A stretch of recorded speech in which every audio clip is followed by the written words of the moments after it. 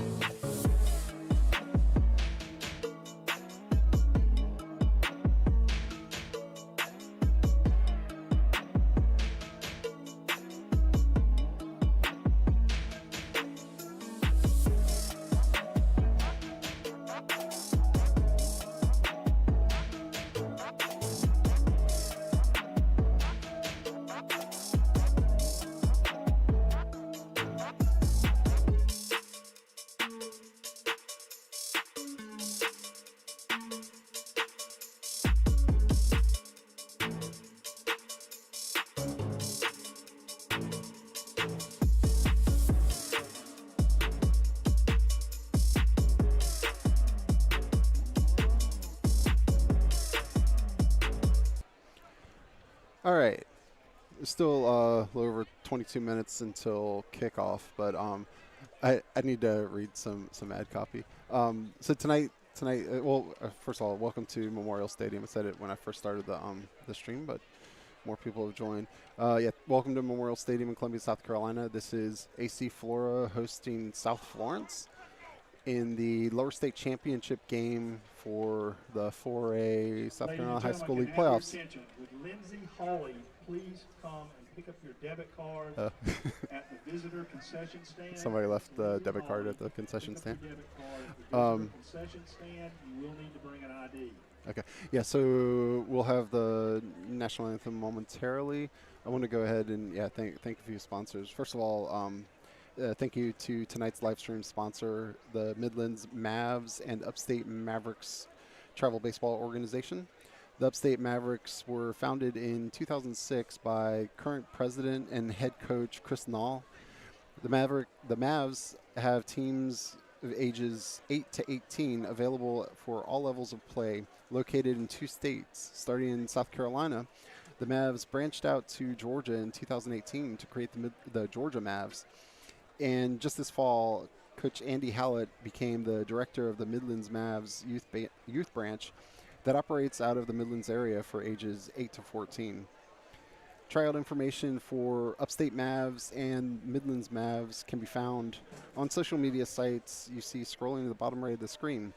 The Midlands Mavs 10U team is going to have tryouts next Saturday, I believe, December 3rd.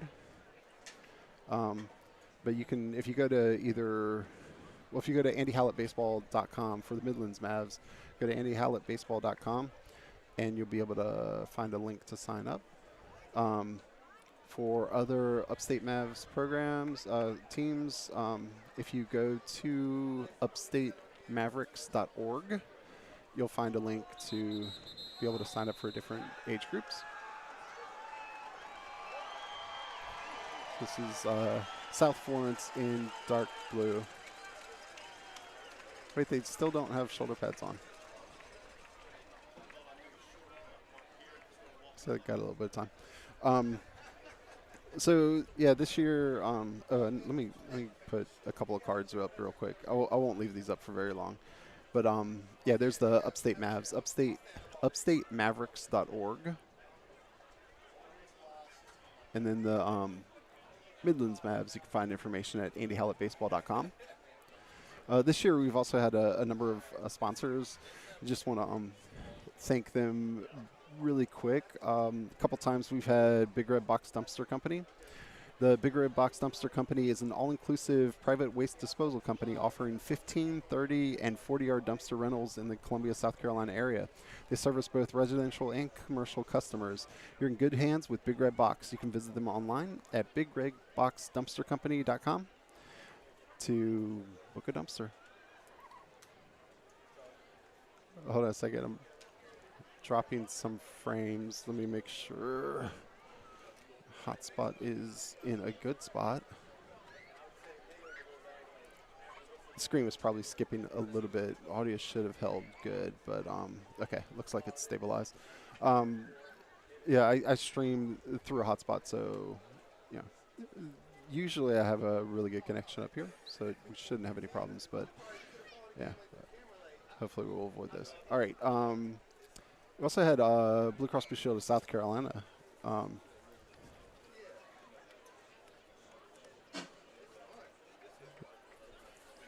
And right now it's open enrollment season for Blue Cross Blue Shield of South Carolina. If your current health insurance plan isn't giving you the benefits you need, it's time to choose a better plan. Blue Cross Blue Shield of South Carolina is the #1 selected plan in the state. With Blue Cross Blue Shield of South Carolina, you'll experience local award-winning customer service and the most in-network doctors and hospitals in South Carolina. Visit www.choosebluesc.com to learn more about your health coverage options. Whew. Before that, just taking a peek, making sure. I think we have a couple more minutes before the national anthem. So I had Richardson Thomas LLC. The attorneys at Richardson Thomas LLC represent people, businesses, and governments in cases involving dangerous products, serious injuries, medical malpractice, business disputes, whistleblower claims, white-collar crimes, probate litigation, and more. If you need an attorney, give Richardson Thomas a call at 803-281-8150, and you can learn more at richardsonthomas.com.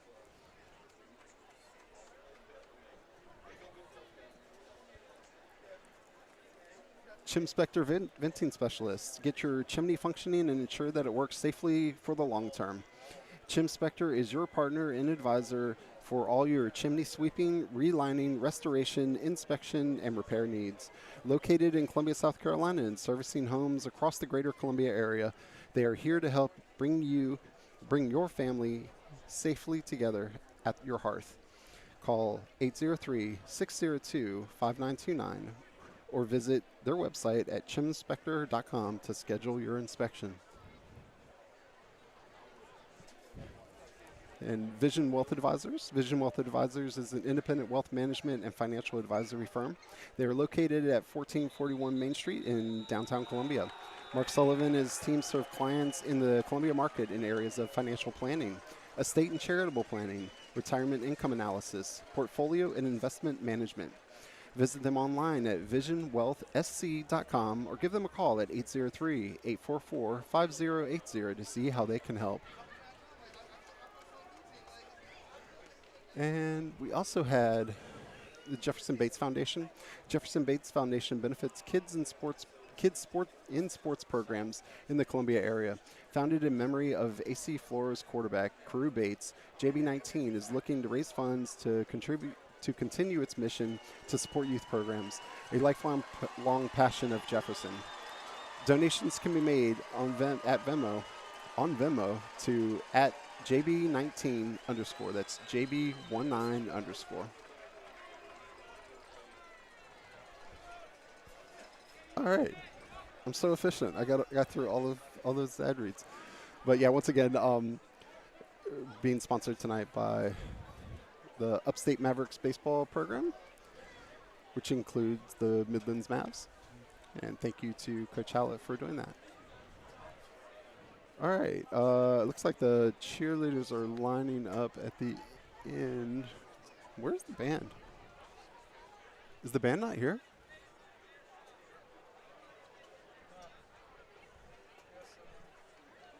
Huh.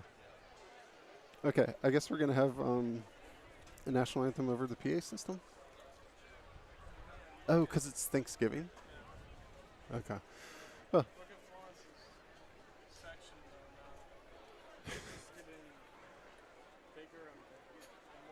Yeah, there's I guess, yeah, welcome to all the South Florence people. They got a lot of people, to the welcome to the people on the stream. A lot of your fans in the stands. Going to be a lot of people here. Awesome. Should be a good game. And this is, so South Florence has been ranked number 1 for most of the season, about all of the season. I guess ever since they beat South Point, they've been ranked number 1. And AC Flora is ranked number 2 in 4A football.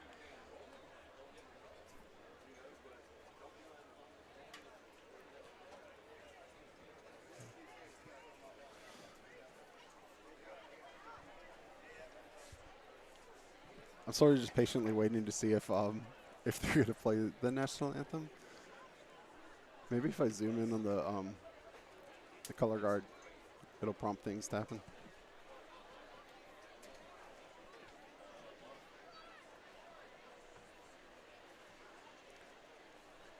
This is awesome. Earlier in the week, we were expecting to have a bunch of rain, but weather's really nice. It's also supposed to be really cold. It's chilly, but it's not that bad. Good weather for football.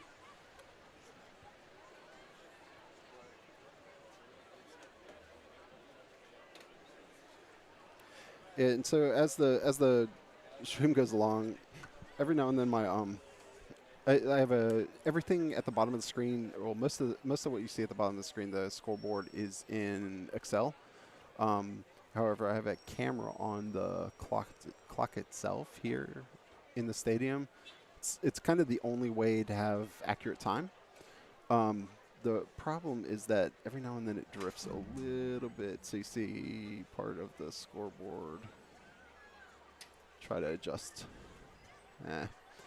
Yeah. So if you see a little white at the top of the scoreboard, that's why. Just think it's like supposed to be stylish or something. I don't know. A design choice.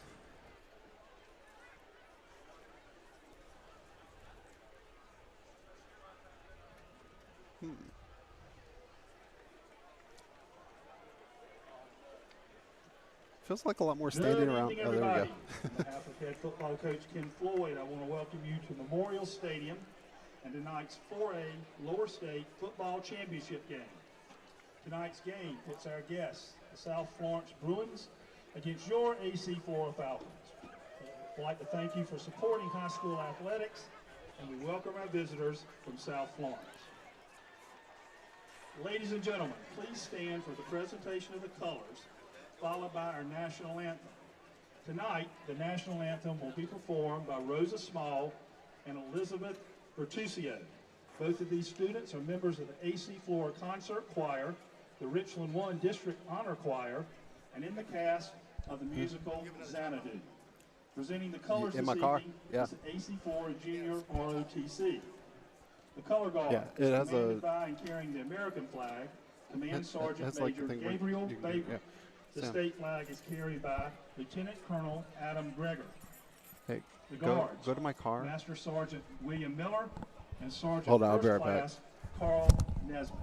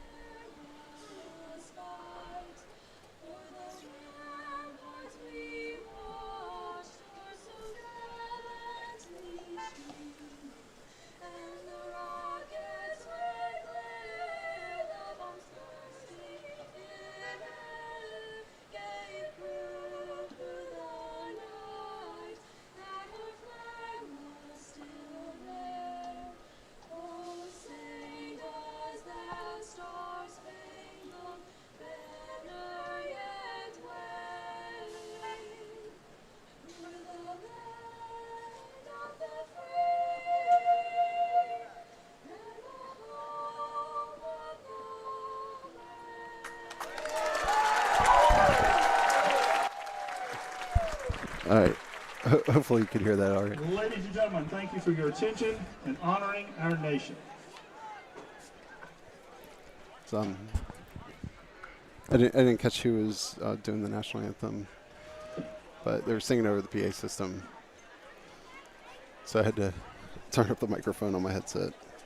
So we'll have Rich Taylor joining me on the call tonight. He should be up momentarily. It feels like there's a lot more standing around time tonight. It feels like for both teams, like the pacing's off. I guess that happens when you get to the lower state championship. So, yeah, somebody asked in chat, why does South Florence have to travel? So the playoff brackets are preceded by the high school league for every sport, I believe, except for lacrosse.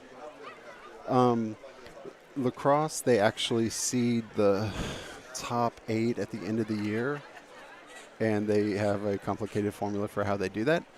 My understanding is that for sports like football, basketball, well, those 2 sports in particular, and then also, baseball and soccer to lesser degrees, but mostly football and baseball or basketball. There's a lot of politics involved in seeding, and rather than having to, or there has been in the past, rather than having to worry about that, they just pre-seed. And so this year, Region 5 had the home field advantage. And next year it could be Region 6 and then Region 7, and they'll just rotate who has the home field advantage throughout the playoffs. Just kind of how they've decided to do it. I don't know. And then also, yeah, there you go. Brackets are preset, Steve says. I'm pretty sure, well, I know lacrosse that they do ranking, but lacrosse is a newer sport, and there are different reasons for that. Most of them involve a concentration of teams being down in the low country, and it would be almost impossible to balance a bracket. At least that's my guess. Nobody's told me that on lacrosse. Also, for people who haven't been subscribed, I had to limit who could post in chat to subscribers for, I think I set it 5 hours. The reason I did that is because we're having all kinds of problems with spam bots posting links that nobody wants to click into the chat. And I can't, I'm a one-man production crew, so I don't have the ability to I don't have the ability to monitor chat really well. Yeah, just say it right here, or open the legs. Yeah, there you go. Yeah, I don't have the ability to monitor chat that well. I can only kind of peek at it while I'm monitoring the camera and doing some announcing with. And tonight I have Rich Taylor joining me. Hey, Rich. Great to see you. Good to see you. You know what I'm saying right now? Better late than never. Better late than never. I've actually been on site for 45 minutes, but had a series of things that kind of got in the way. Yeah. But I'm equipped now. Good to go. Yeah. I had to. I left my phone in my car, and I left my binoculars at home. But thank you, and I mean who this. brought binoculars? Thank you to the Columbia Police Department. Oh, really? I believe it was Officer Marsh, awesome. Something like that, and he allowed me to use his. So thank you so much. That's fantastic. All right, just in time. Have you gone over the captains? I have not done. All right, the captains for tonight's game, of course, for AC Flora, number 1, Chris Lofton, number 3. Kareem Young, number 2, Mason Little, of course, and also well-deserved the Midlands Channel 25 Athlete of the World. Oh, take that back. Oh, yeah, no. I just messed up. First and only mistake of the night. Number 19, Jack Mosley. I was about to say. No. That's also not right. I'm also 18's Jack Mosley. What's that? Carew. Oh, it's Carew Bates, of course. Here's my excuse. Number one, I turned 61 today, and I'm just an old man, and I just ran literally all the way up the steps to the top, and I am literally out of breath. Yeah. And I ran actually from my car all the way through here. People thought I was crazy. But it's great to be here, and my gosh, how exciting. All right, so do you have the lineup for I do. South Florence? So, the captains for South Florence, who, by the way, lost the toss. Our Falcons won it, and they will receive. I think it's 4, 5, 17, and 16? 4, 5, 17, and 16. And so you folks listening that are back in Florence, and we hope there's a lot of you, the captains tonight for your South Florence High team is number 4, Jalen Davis. You said number 5, right? And number 5? Number 5, Troquel Prue. And 17? Number 17, Jaden Sellers. And I believe it was 16. And that's, of course, the great Lenora Sellers, the quarterback that is committed to Syracuse and that has been generating a crazy amount of buzz. And, yes, he is a Shrine Bowl quarterback for South Florence. So, and they're the Bruins, correct? Bruins, yeah.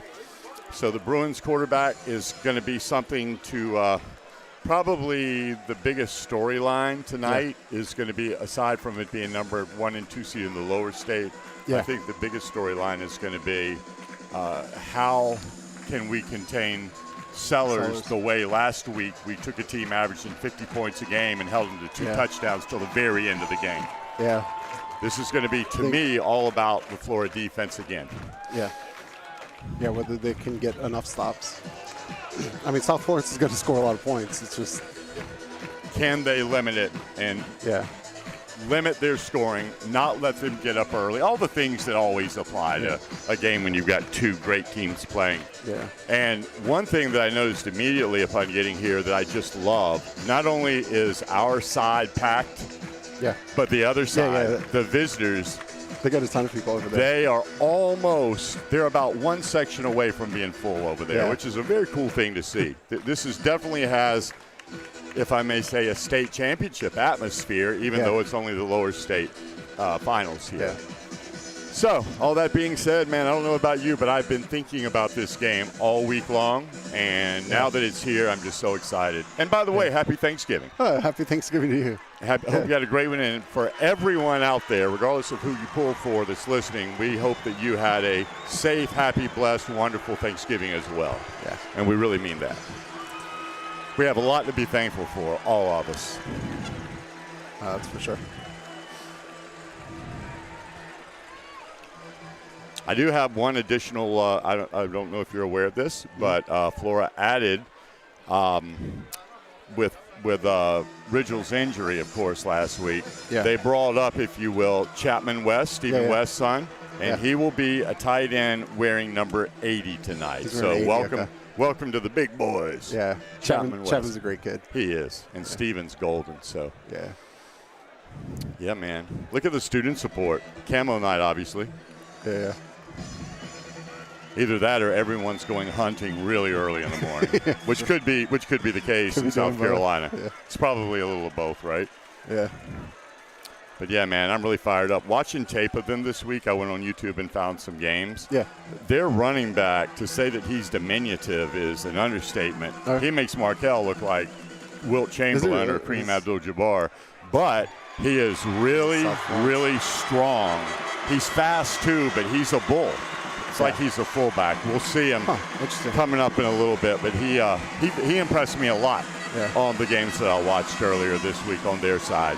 For us, of course, offensively, it all starts with Markel Townsend, best running back in the state, in my opinion, number 28. But it goes so much farther than that. The quarterback, Carew Bates, has had a phenomenal year as a senior. Then he has Chris Lofton at wide receiver, who's a threat, also running the ball on jet sweeps, end arounds, and kick returns. And here come the Falcons.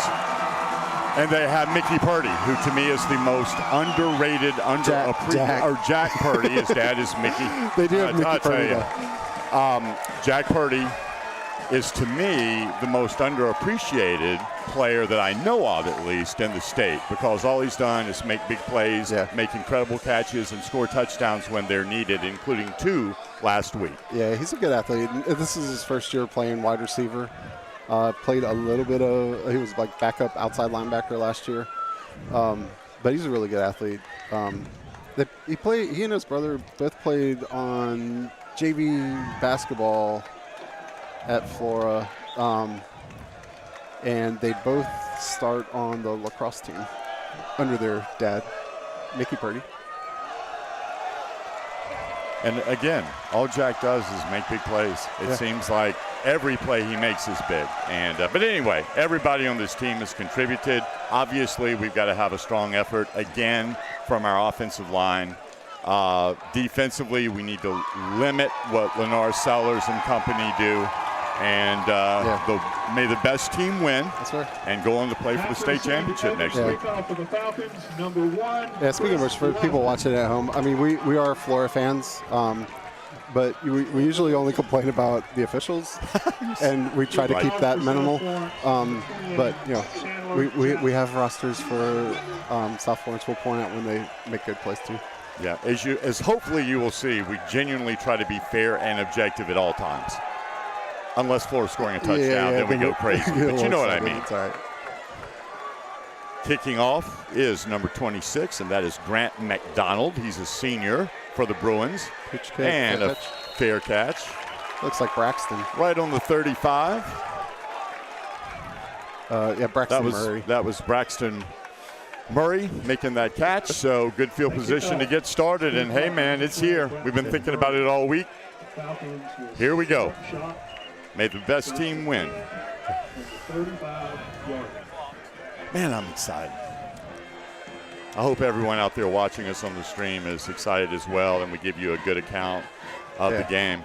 An interesting backfield to start the game on either side of Carew is, of course, number 28, Markel Townsend, but also number 9, Aiden Mosley, is getting a start at running back. On the far side at wide receiver is actually not Chris. That's Braxton Murray. Chris is on the near side, and Jack is closest to us as you look at your TV or computer screen. Carew, first pass. Just up a little high.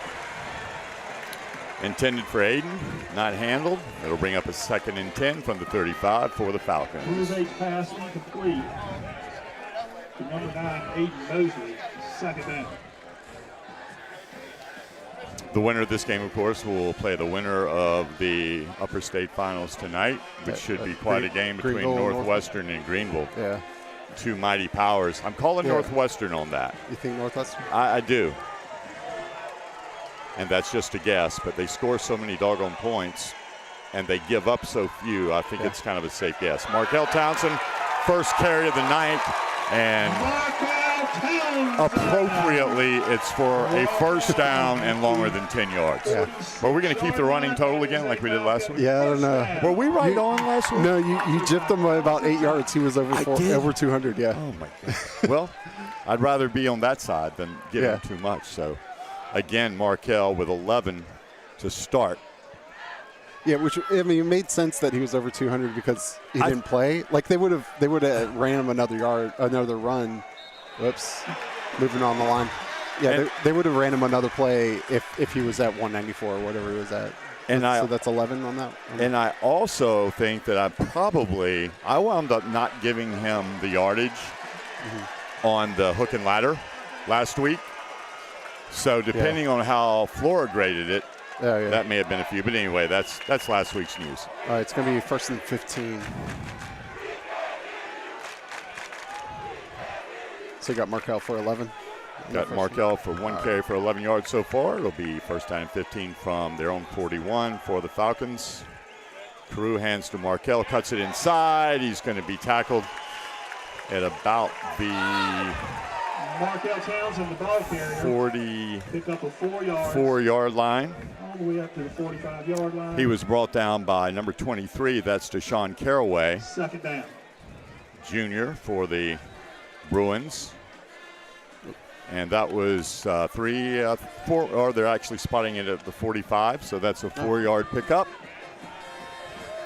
Second down and 11 for the Falcons.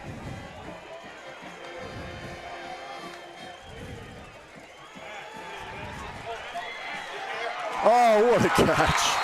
Chris Lofton. Making sure he gets the foot in. Chris Lofton complete. And a perfect strike by Crew Bates. Yeah, good throw. Florence, 36-yard line. That is a Falcon first down. Sponsored by Callison Top. All right, 1st and 10 for our Falcons at the 36 of the Bruins. Townsend in the backfield with Bates. Looking over the sideline to get the play call.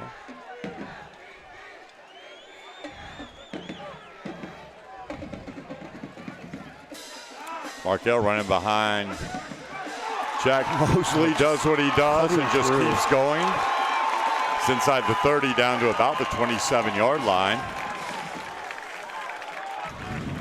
It's like they're marking him right at the first down. Townsend. Yeah. Forward progress to up the middle. Forward progress to the 26, and that's first down. 10. Yeah. Sponsored by Callison Top. Ball will be marked at the 26-yard line of South Florence. You know, that was such an exceptional run. If people go back and look at that, but it's become so routine to us, seeing him do things like that. Always driving forward. That should have been a 2-yard gain. Yeah. And he somehow, got some movement. Which way is it going to go? Flag on the field. Huh.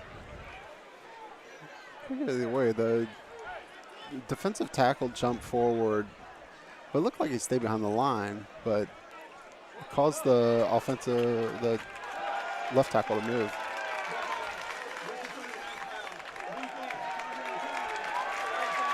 All that matters is it went against the Bruins. That's 5 more yards for the Falcons. It will be 1st and 5 now from the 21-yard line. Again, for the 3rd straight week, or maybe even more, but at least the 3rd straight week, a great opening drive. Yeah. So far. Looking good so far.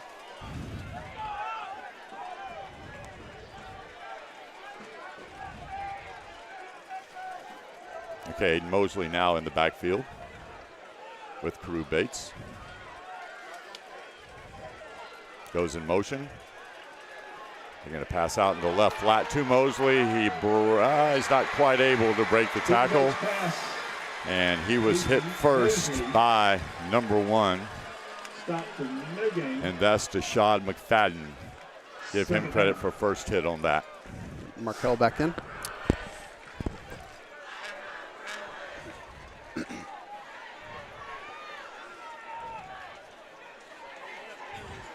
And sure enough, I spot number 80, who we told you earlier was brought up to the varsity with Colby Ridgewell being hurt. And sure enough, number 80, Chapman West, in the game at tight end for the Falcons. Markell Townsend. Another tough run. It's going to be close to the first down. They're spotting that at about the 15 and a half. That is a Falcon first down. Or no, right at the 15. First down. Well, 15. All right. Yeah. All right. So 1st and 10 from the 15.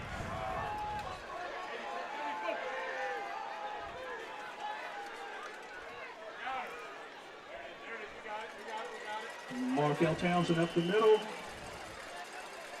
Picked up with a couple of yards, 2nd down. Yeah. 2 on the play. 2nd and 8 coming up. 2nd and 8 from the 13-yard line.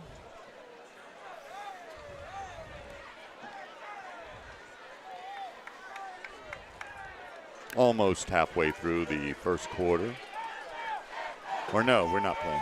Boy, I tell you, this birthday's got me in my brain all older. 4.5 minutes into the 12-minute quarters, not 15. Yeah. Markel again. Up the gut. Markel Townsend up the middle.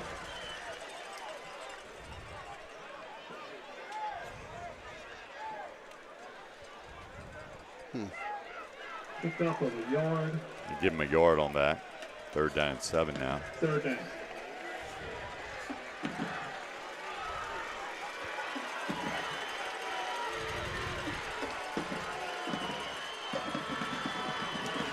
All right, Purdy split to the left, Chris Lofton to the right. Markel behind Carew. It's a fake to Markel. Carew is looking to the end zone. Makes his pass. He was attempting to get it to Chapman West, but came up short on the throw. Yeah. So what do you do here, man? Kick a field goal. Oh, and by the way, yeah, Colby can't play tight end, but he is still long snapping. Oh, awesome. That's good news to hear. So it's not a serious injury. Yeah, well, yeah. Like a sprain? The field goal for AC4. Maybe. I don't know. Well, I mean, long snappers, you're not allowed to line up over top of them anyways. Right. So. All right, this one will be from 29 yards. Rogers Thomas. The kick. There's a flag, so it won't matter, but it was good. What's the flag?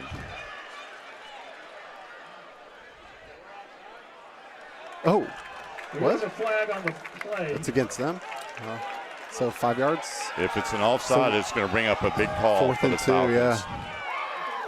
Yeah, they're bringing the offense back on. Wow, here we go. Encroachment called against South Florence. So here we are. Already a big play. The ball is spotted on the 12-yard line. Or on the 8.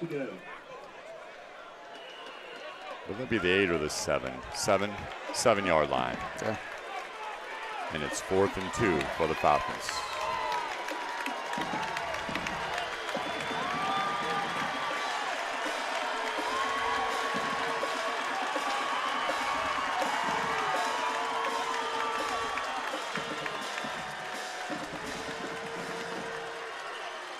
Carew gives it to Markel left side. He's got the first down and then some inside the 5. Markel Townsend all the way down to the 3-yard line. So another 4 yards for Markel. Down for AC4, sponsored by Allison Ty. 1st and goal, Falcons. It's actually on the 3-yard line. Yep, 1st and goal.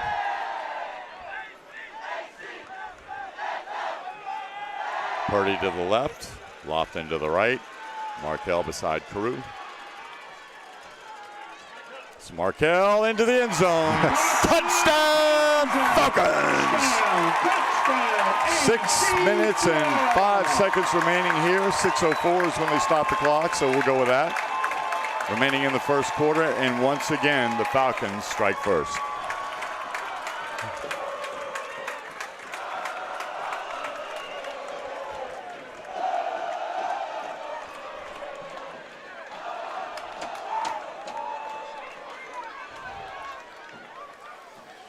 Rogers Thomas in to attempt the extra point. He's been great all year. And right down the middle, 7-0. And good with 6:04 left in the 1st quarter. Our score, AC4 7, South Florence nothing. Great start for the Falcons. It was. Yep, like people talk about limiting mistakes in games like this. Yeah, lining up in the neutral zone. Be sure to follow the South Carolina High School League on Twitter. That was I talked big. to Garrett Anderson, who of course played at Dutch Fork and South Carolina in the Steve Spurrier years, who's one of the assistants on Ken Floyd's staff after the game, directly after the game, immediately after the game last week. And I said, hey, and then great win. And I loved his reaction. He goes, man, if we don't clean up things like trying to scoop a fumble instead of fall on it, we're going to get beat. Because his Final Four is terrific. So I love that attitude that, hey, got to get better. And mistake-free football. And there's a perfect example on the other side. They make a critical mistake, and instead of being down 3-0, they're down 7-0. Rogers Thomas. Fielded at the 1. number 11. Number 10, Evan Or number 10. So I was going to tell you something, tell you about that before, that we're going to kick deep. Looks like Garrison Williams with a stop there, number 23.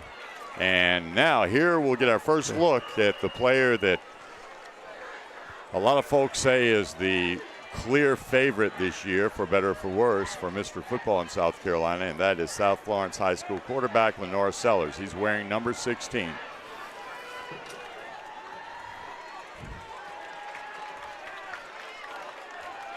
There is just about the entire Falcon team is somewhere in there, in on the tackle.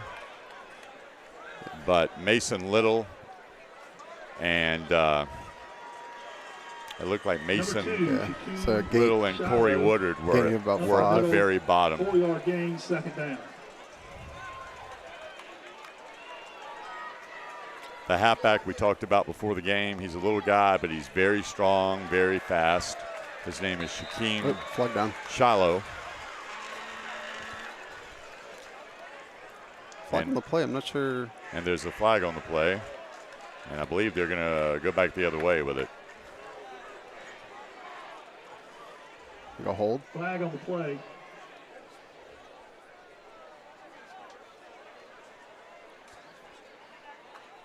Or not. No, Oh.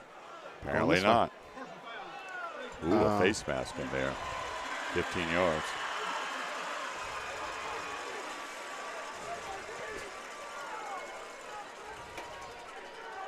That penalty will be walked off all the way to the 40-yard line. First and 10, Bruins.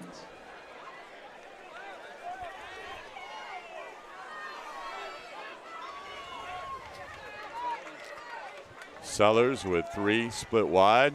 He's going to throw his first pass.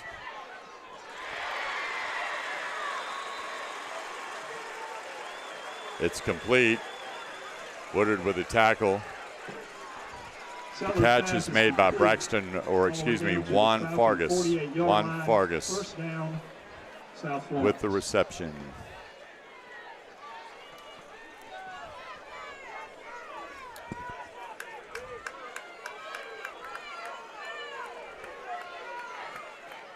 Again, Sellers joined in the backfield by the little guy packs a big punch, carries the ball there, Shaquem Shiloh. It's like Shiloh up the middle. Tracy on the tackle. Stop at Tracy the Gordon 46-yard line, second down. Who's had a heck of a run. He's been really playing good Yeah. football. Mason Little was there to kind of clean things up too. Yeah, Tracy's been really good since about the last couple games of the regular season through the playoffs. During our next commercial break or stop in action, I'm going to ask some of the coaches that are up top here for South Florence exactly how tall Shaquem is. And I mean that with no disrespect because he's really a good player. Yeah. That's a solo tackle there. Sellers tackled. That's a number that we call a lot. Eric McLean, the linebacker. Yeah, I mean, we know with Markel that height doesn't matter really. You be an amazing football player, whatever height you are. All right, This is our first third down, correct? Yep. First third down for the Falcon defense. They're Third going to and go 2 wide with Sellers going to keep it. And it's going to be close. It's like just short, 4th and 1. Tackled at the 39-yard line. You know, It's going to be 4th and 1. Yeah. 4th and a solid 1. Here we go. That looked like the play you want to run if you know you're going to run it on 4th. Same thing. Yep. Uh-oh, he's getting loose. Kareem Young trying to run him down. Sellers runs out of bounds at about the 22-yard line. He made that look effortless. Very impressive. We almost had him there. Seemed like we had him wrapped up, but he got away. So 1st and 10 for the Bruins as they try to answer. 2:49 remaining here in the first quarter. And it's 7-0 Falcons, but the Bruins are on the move.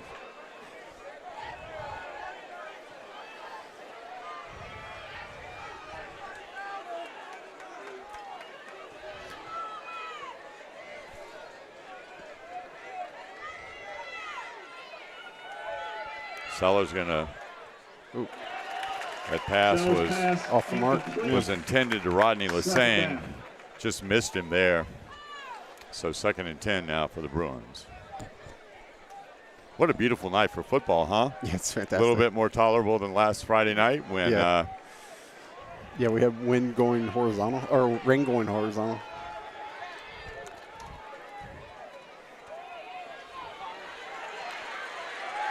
Nice hit there. That's Kareem Young, who loves to lay the wood. Tackled by Kareem Young. Does hit hard. He's in a Third down. safety position right now. So it's 3rd and 8 from the 20. Another big 3rd down for the Falcons and for the Bruins, of course. 3rd down. So the Bruins going 3 wide. Shiloh in the backfield. They look over to get the play.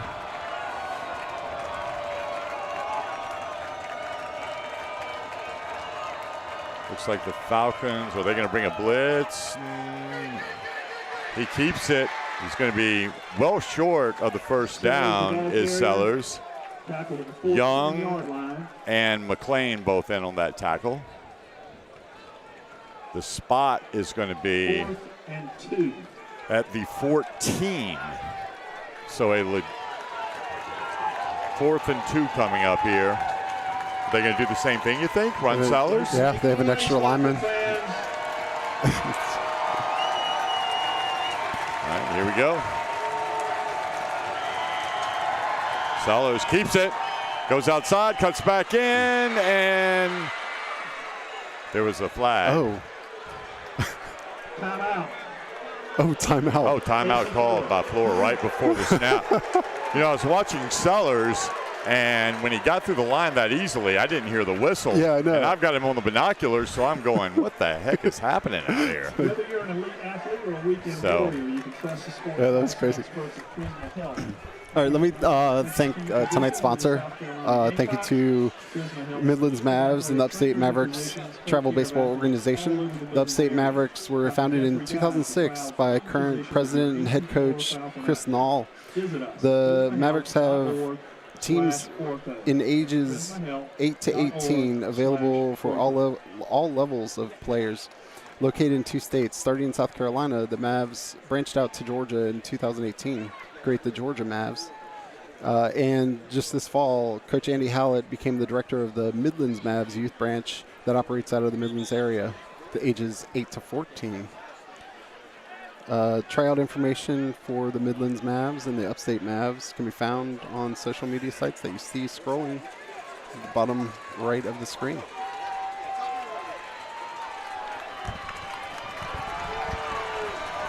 All right, 4th and 2. Big play. Sellers, he's hit. Whoa.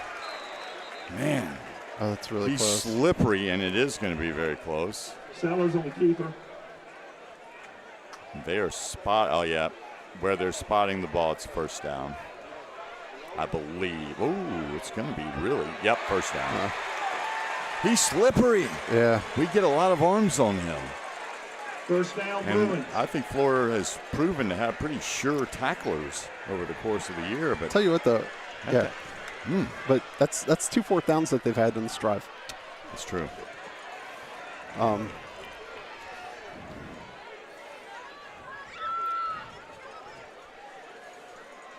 So under 1 minute remaining here in the first quarter. 1st and 10 for the Bruins. Shiloh in the backfield. Sellers pass complete. He's still going. Chris Lofton finally pulls down Evan Singletary, who showed great effort on that, as did Lofton, to prevent the touchdown. Tackle at the 5-yard line. 2nd down. The Bruins are playing fast. The run. Shiloh is into the end zone for a touchdown. South Florence gets to within 1 with 18.2 left in the first quarter. On the 3-yard touchdown run by Shaquem Shiloh.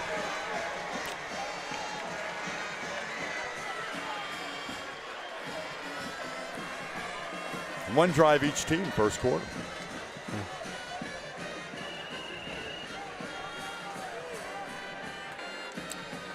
And to attempt the extra point for the Bruins. Grant McDonald's kick is up and good. So, 0.2 seconds left in the first quarter. With 18 ticks left. South Florence. Tie game. In the first quarter, we're all tied. Yeah. So earlier this week I was streaming girls basketball game, and I met a young man, and I need to say hey to him. So Kareem Mendez, hello. I hope you're watching. And I'll see you at some more of the 4 girls basketball games. Now is Kareem a student? Yeah. Cool. Yeah.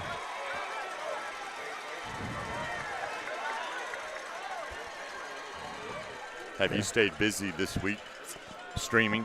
Just a little bit. I mean, I went to the girls basketball game and then the boys at C.A. Johnson. Mm-hmm. That was yesterday, right? Last night? No, Wednesday. Wednesday, okay. Yeah. Okay. Oh, that's right. Yesterday's Thanksgiving. Yeah. Phew. All right, kicking off again, their senior kicker, Grant McDonald, number 26 for the Bruins. Back to receive the kickoff. Lofton's back deep, but he rarely gets kicked to. Let's see how they play it here on this kickoff. He puts his foot into it, but it's going to go straight out of bounds. Yeah. And that kickoff goes out of bounds. Straight out of bounds. Not even close. But if your options are, we're going to push them back. But that's 1st and 10 from the 35, right? Yeah, except that you have Chris Lofton right back. But I guess what I'm thinking is I'd rather that kid's got a strong leg is why don't more people pooch it but to the 15 or 20 when they'll probably get a fair catch out of it. Yeah, that's right. Okay, this will be with 17.1 remaining in the first quarter, probably, unless it's an incomplete pass or a penalty, the last play of the first quarter. But the Falcons, this will be their second drive of the game. Each team had a time-consuming touchdown drive in the first quarter. They're running the, oh boy, Chris Lofton on the sweep, tried to reverse field and got run down by several players, including Chantuan Harkless and a couple of his Bruin teammates. The end result on the last play of the first quarter will be the ball spotted at the 23, which will make it second down and 22. About 22, yeah. Following corporate sponsors for 2022: Ameris Bank, Booker Law, Hey, I heard old Andy Hallett and the Mavs have yeah, sponsored that's right. Cool. Yeah, I gotta say a few things. Let's see. Yeah, thank you to the Upstate Mavs and the Midlands Mavs for sponsoring tonight. Midlands Mavs organization prides itself on creating high baseball IQ type player who's fundamentally sound. They have a strong belief that many life lessons are learned through team sports, especially baseball.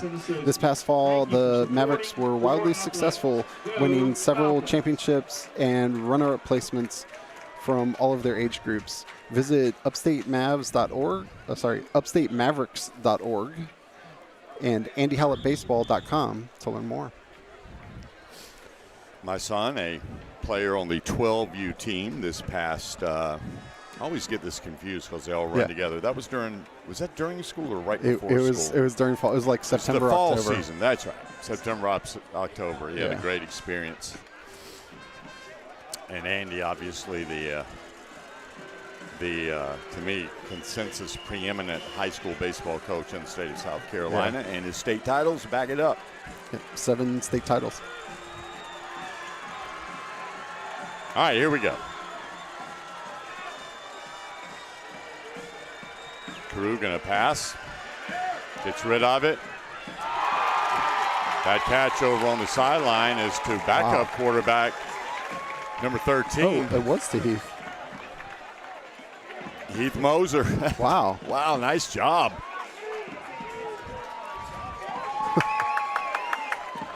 Ball spotted at the 41.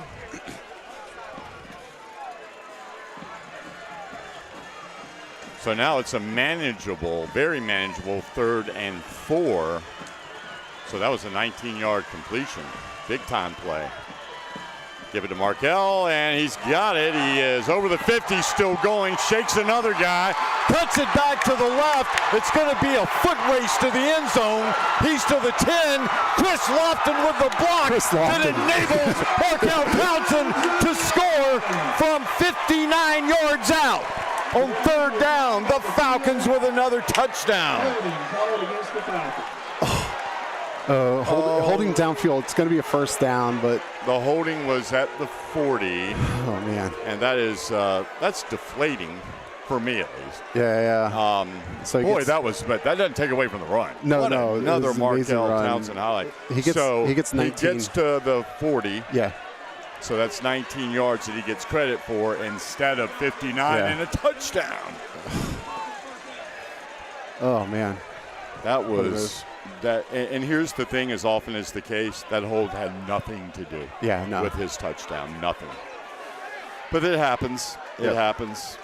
Sorry, first down though. First down, and Markel with 19 on that, right? First and 10 Falcons on the 50-yard line. Doggone. That hurts. Or does he get the rushing yards? Then it's no. It stops. I'm trying to. I know that. I'm trying to adjust the rules on the fly for our guy Markel. Oh no, that's movement. The floor with a mental error there, I think. Yeah.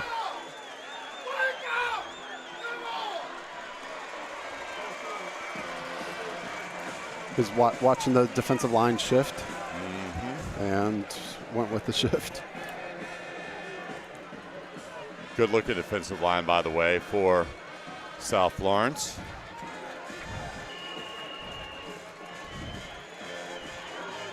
Number 7, Chantuan Harkness, has made a couple of plays already tonight. And again, they shift, and when they shift, we jump so far. Other defensive linemen for the Bruins, number 91. Richard I think what they're saying is that they're simulating the call. What is that rule? Where the defense isn't allowed to call height or whatever. Right. Oh, that they're saying that they're verbalizing. Yeah, you can't do that. I can't remember what the. Well, either way, we both know. Yeah. You look at that ball on the line in your peripheral vision, and you don't move until that ball moves. Although we both know everybody goes on the count. All right, so in a kind of strange drive, now we're back to 1st and 20 again after seemingly having a 59-yard touchdown run. Yeah. It's kind of been weird. It is. It's all the way back from the end zone to now the 40 with a 1st and 20. Last time, the Falcons had a 1st and 23 and were able to get a touchdown, which was called back, of course, out of it. So we'll see what happens this time.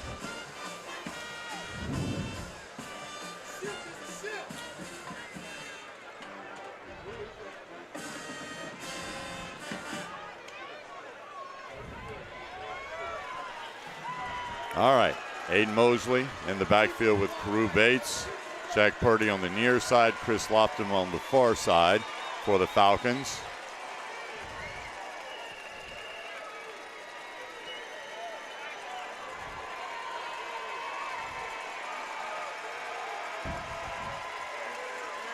It's a fake to Mosley. Carew's going to take off with it. He's got some open space. Jack Purdy with a block. He's run out of bounds right around the 40-yard line is Carew Bates. It's going to be spotted at the 39. Yeah, first down. That's going to be a 21-yard run by Bates and another first down. There you go. All right. I only have one speed on announcing. Sorry. Callison tie first down. It's a Callison tie first down. That was a smart play and a terrific play by Carew Bates. Aiden Mosley still in the backfield for the Falcons at running back. And he is not going to get the ball. It's a play action fake, and the pass is going to be. Is that caught? It is caught. Caught by Chapman West? And I believe that is Chapman West. Stephen West is in the stands celebrating. Chapman West, complete. That is a Falcon first down. Wow, that was a beautiful throw and a beautiful catch in traffic.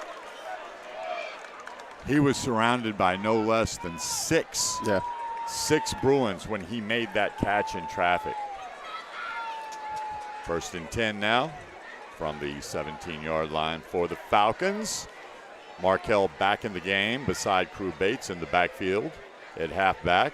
Crew rolling out left. Good block by Markel, and nice. That's going to enable Carew to get down to the 15-yard line, which is going to be a gain rather than a loss. So we'll take it. Yeah, good work to get that too.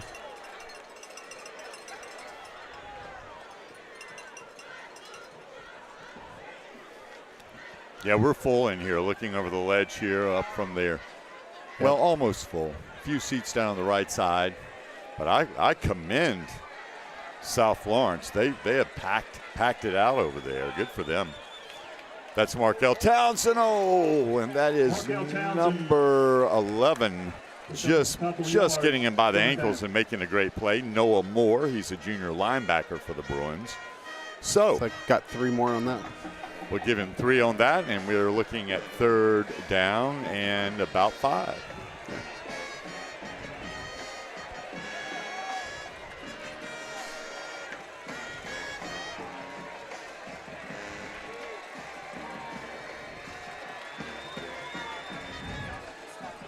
Markel left side. He's cutting it in, and he is down close. Touchdown, Falcons! Again, Markel Townsend comes through for AC Flora, this time from 12 yards out. No flags, please. No flag. No. Yep, no flags. All right. So that's 12 yards and a touchdown. And you don't want to take anything for granted on the no flag call. No, you're not kidding. So after scoring from 59 yards out and having it negated by a holding call, Flora stands firm, drives down the rest of the way. Rogers Thomas's extra point is up and good. And just like that, it's 14-7. Oh, man. 10-16 remaining, and this one has lived up to the hype so far. Both teams have scored every time they've had a possession, and I wouldn't be surprised if that's kind of the theme of the night. It's going to be the team that gets a turnover or gets a big stop along the way, I think, that's going to wind up winning this football game. Yeah, I mean, you don't even need a ton of stops. It's just, get a few with how good the offenses are. Well, because they both run so much, there's going to be a limited number of possessions throughout the game. And that's why any kind of a stop, a turnover, stop on downs, or a force, nobody punts anymore, it doesn't seem. But anything like that gives you an immediate advantage. In other words, every possession, as we know, is very critical in a game like this when both offenses are so talented. Yeah.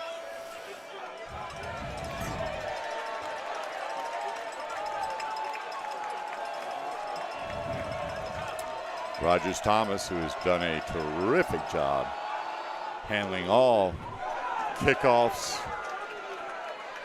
extra points, and field goals for the Falcons this year, kicks it deep. And that is returned by Singletary, and that's a big Xavier Dow. That was 11 on 11 there. He made a heck of a tackle there, along with, I believe he got help from one other Falcon. Let's see if we can ID him.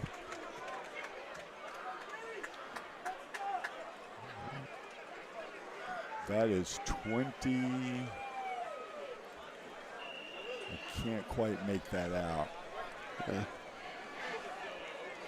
It's 23. 23? Okay. Yeah, I think that's who is under there. You young guys have such great eyes. That's Garrison Williams with his second tackle on a kickoff so far this evening. All right, Sellers back in the backfield. He hands it off to number 10 around the left side.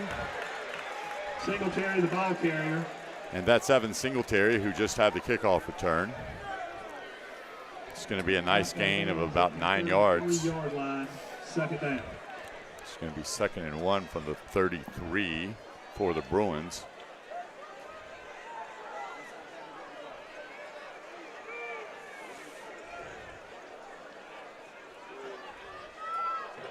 Mason Little looks like he might be coming. The pass is off the hands on a slant or a skinny post. Sellers pass. That was to his brother, Jaden Sellers. Sellers to Sellers. Quick story. Of course, as we've talked about, Lenore Sellers committed to Syracuse. Yeah.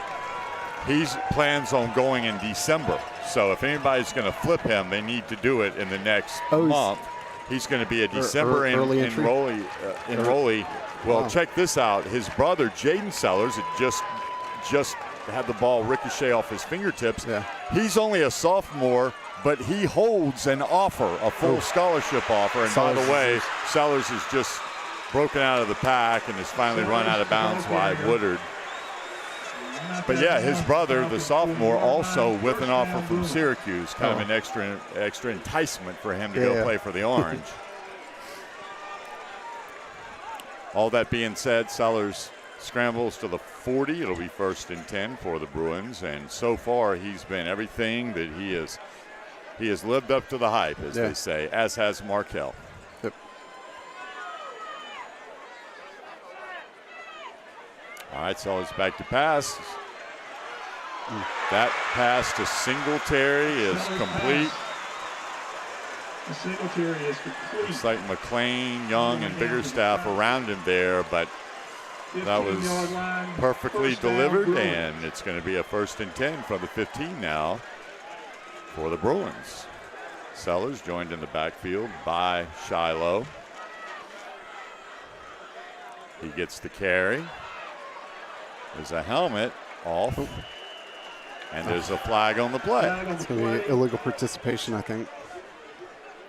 At the bottom of the pile for Flora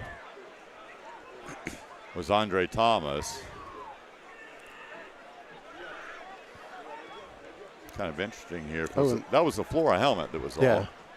So did someone rip it off? I guess that's what we're going to find out. No, saying illegal participation, I think. Yes, it is. You called that one. Yeah. Good call.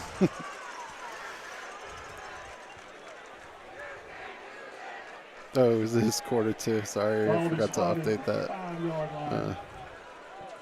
1st and goal, Bruins. 1st and goal from the 5-yard line.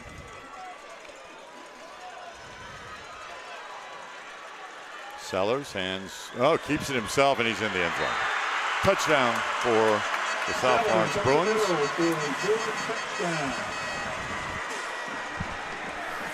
9:21 still to play in the 2nd quarter.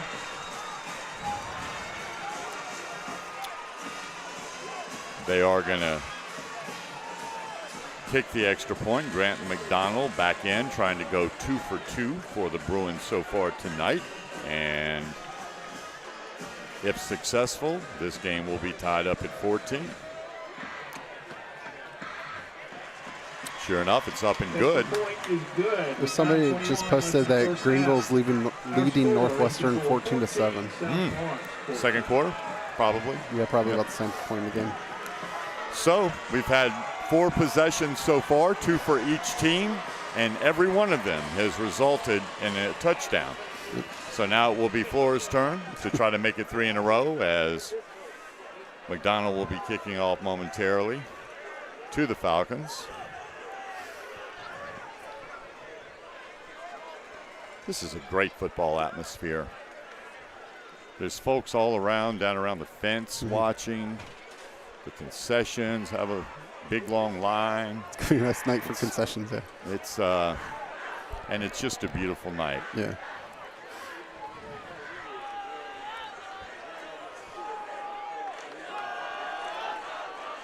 Apparently it's a nice night to watch a live stream too, because we've got a lot of people watching. Welcome to everyone watching. That's awesome. Yeah. That's awesome. Jeff, this sounds like I'm being, the old kiss butt, but what you do for Flora, not just football and everything else, is appreciated by so many. And we thank you. I thank you on behalf of everyone for doing what you do. All right, on this return, it's Aiden Mosley, and he is inside the 50, finally knocked out of bounds at the 43-yard line. Great field position for the Falcons as they down to the South Florence 43-yard begin line. their third offensive possession of the game. 1st and 10 again from the 43-yard line. Yeah, so Chris Lofton's acceleration to get in a position to give a lead block was really impressive on that one. I mean, it was an awesome job by Aiden Mosley, but Do we have a? oh no, that's just where it was. They're just right. I saw him move back with the ball. Yeah. I'm going, what the heck? All right, here we go. We've got Lofton split down on the bottom of your screen, Purdy up top, and it's Markell lined up behind Carew. Again, Carew being pursued in the backfield, gets away, he's got a little room, and he steps out of bounds at about the 36-yard line. It's going to be a gain of about 7. Yeah. Take that every time, man. Yeah, so he hadn't needed to show that side of him, Carew, but he can be a problem for a team that wants to try to rush him. Well, obviously at this point, because Markell is Markell, the Flora coaching staff smart enough to know that they're loading up for him, and they're running a lot of play action when when Markell's in the game, and it's resulted in some really nice gains for the Falcons. Speaking of that, this time Markell does get it, and he is brought down by number 23, but it's going to be enough for a Flora first down.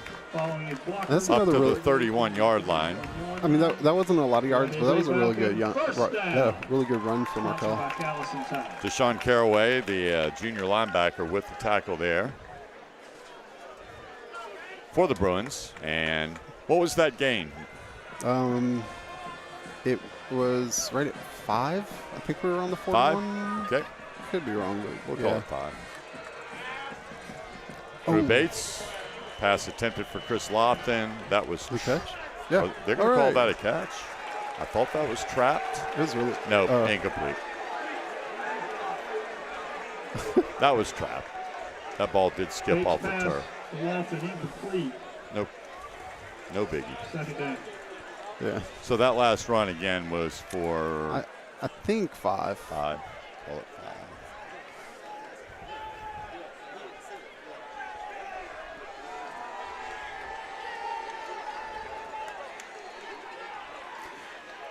What, 8:18 left in the second quarter. Game is moving along. Markell in the backfield with Carew. You got Jack up top. And Lofton split out to the right also. Coach Floyd not happy with that flag. Man, he is hot. And once again, they're going to say that it's that simulated call.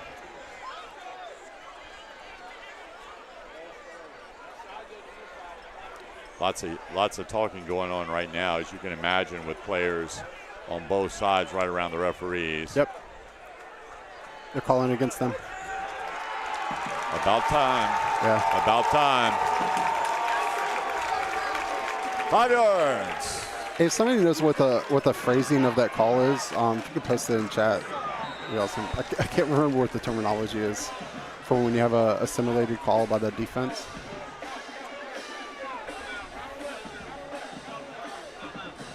And it looks like we got a timeout called by South Florence. South Florence, I guess, yeah. All right, Flynn Bowie or Andy Hallett, help us out. Somebody should know. Hit us up. I'm going to check my phone right now and see if they've already done so. And I'm sure that'll be coming here in a moment.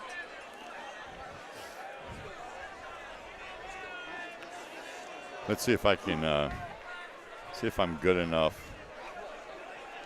Did Flora use 2 timeouts? I guess we did. So, yeah.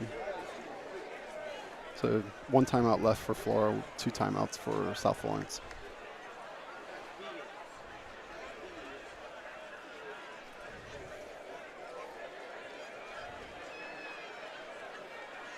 Simulating the snap is what I said, yeah, I think that's right.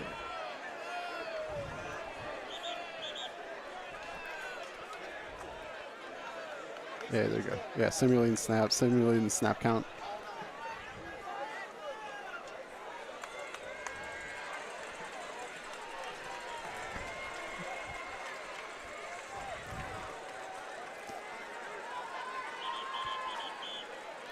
All right, 2nd and 5. Yes. All right. Yeah, right about 2nd and 5. Right about 5. Yep.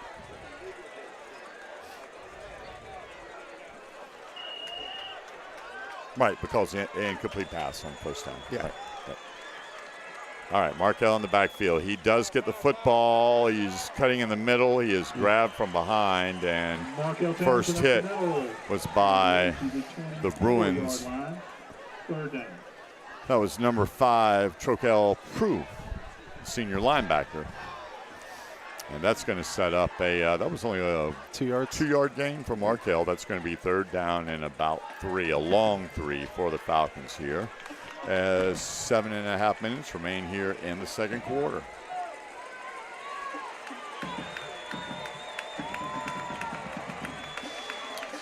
Markel in the middle. Ooh, he is. Markel Townsend up the middle. He was hit hard. Should be a 1st down, though. To the 20-yard line.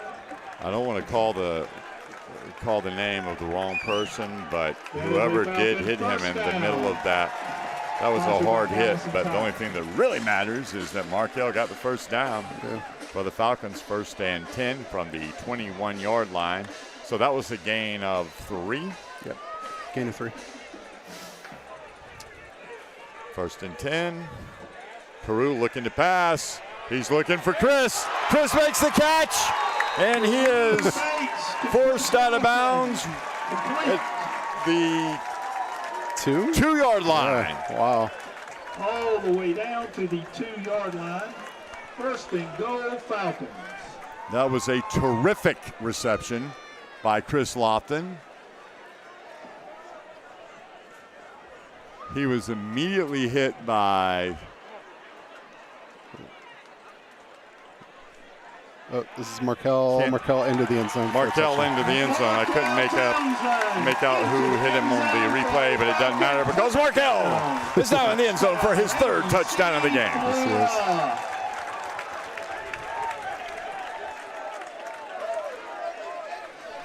It's really his 4th touchdown, but one didn't count. One didn't count. So Falcons score, 6:56 remaining in the 1st half, and it, with the extra point by Rogers Thomas pending, it is now going to be, the kick is up, and strong rush.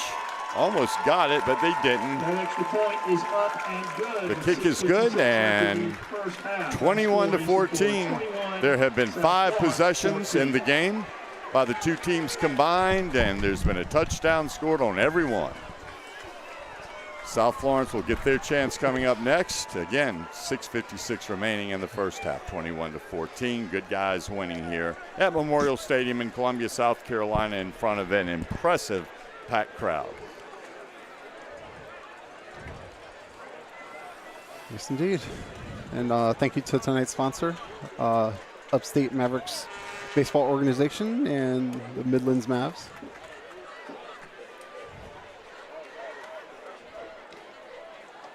If you're interested in playing some high-quality travel baseball, go to andyhallettbaseball.com or upstatemavericks.org. You can follow them on social media using the handles in the lower right of the screen. Boom. I love it.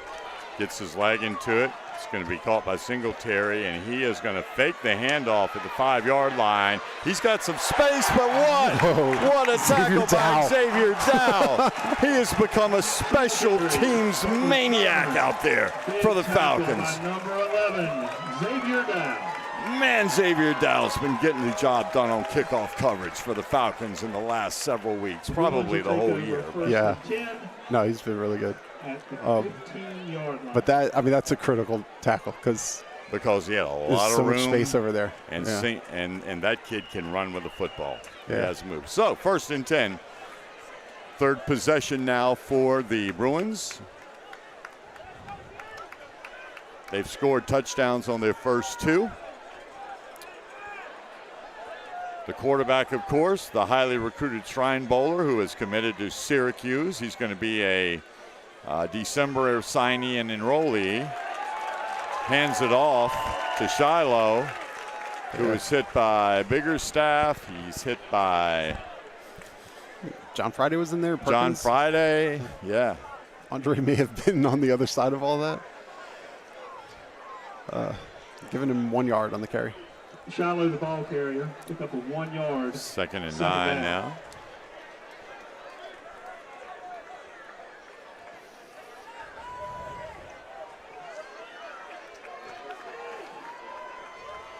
Actually, I think that's 2nd and 8 from the 17.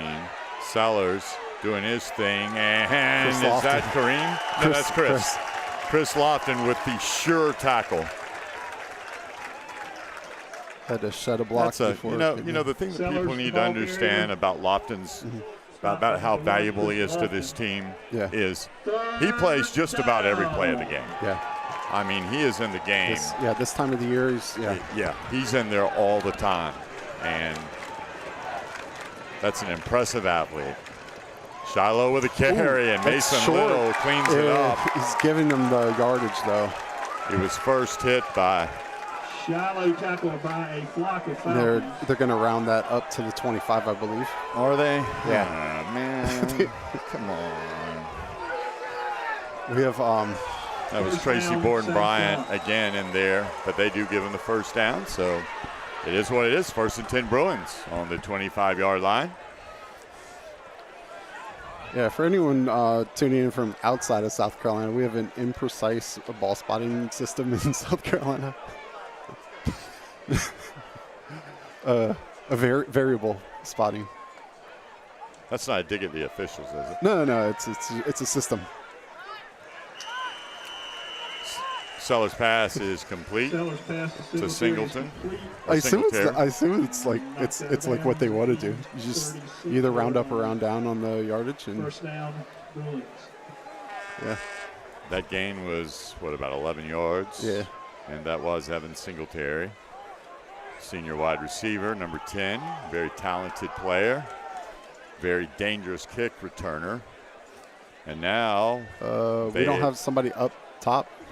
Yeah, shift everyone. yeah, it's 4 wide for the Bruins. 5:28 remaining here in the first half. And he's going to pulls it down. He's going to take out Mason Little. He gets by Mason Little, and then finally, and the flag flies in. Sellers, the ball carrier, flags on the field. Did they catch a face mask, or was there a block in the block in the back?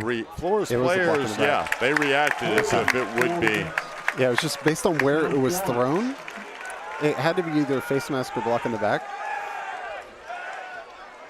The walk off of 10 yards.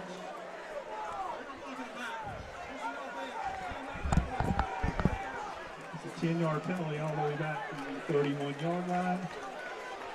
Still first down.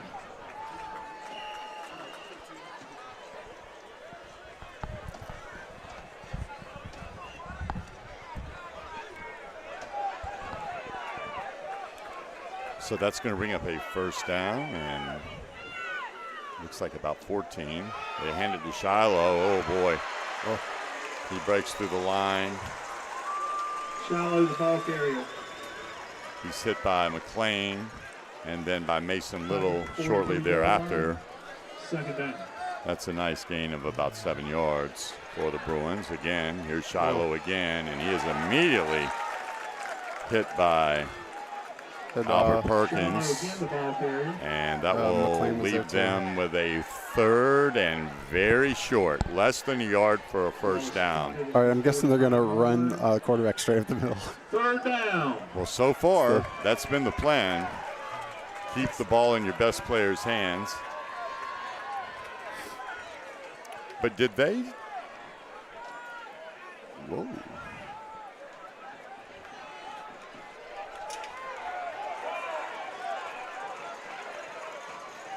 Yeah, Shiloh is out of the game, but I thought he was shaken up at first, but I think he's okay. And yes, Sellers does keep the ball. That was just their version of a jumbo.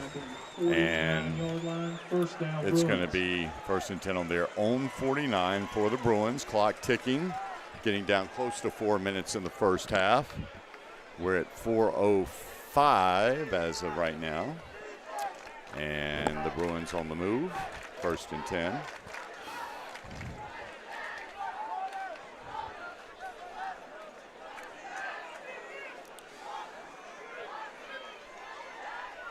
Sellers, by the way, 6'2", 215. He hands it off for the first time to a player other than Shiloh. Perkins and Biggerstaff, and then that was Riley Jett, by the way, on the carry. Okay. And Perkins and Biggerstaff on the tackle, and then somebody came in to finish it off. Mason Little. I was about to say, my guess would be Mason Little. Like the running back was about to turn, and he stopped the turn. All right, Shiloh's still on the sideline, the starting tailback. Sellers rolls out right. He steps inside. He's being pursued, but he does get it off and makes a nice completion to his younger brother, the sophomore. There was a hold by the lineman facing Markel. They missed it. Yeah. 37 yard. Well, the result of that, the completion to little brother Jaden Sellers, is a 1st and 10 for the Bruins at the Falcons' 38-yard line. You need a turnover right here, man. Got to get a turnover. Yeah. Shiloh back in the game at tailback for the Bruins, and Sellers is going to keep it. Man, he's got a burst, and he's going to score. Yep. It's going to be a 38-yard touchdown run by the Shrine Bowl quarterback. He may have scored too quick. Lenora Sellers. Boy, that happened in a hurry, too.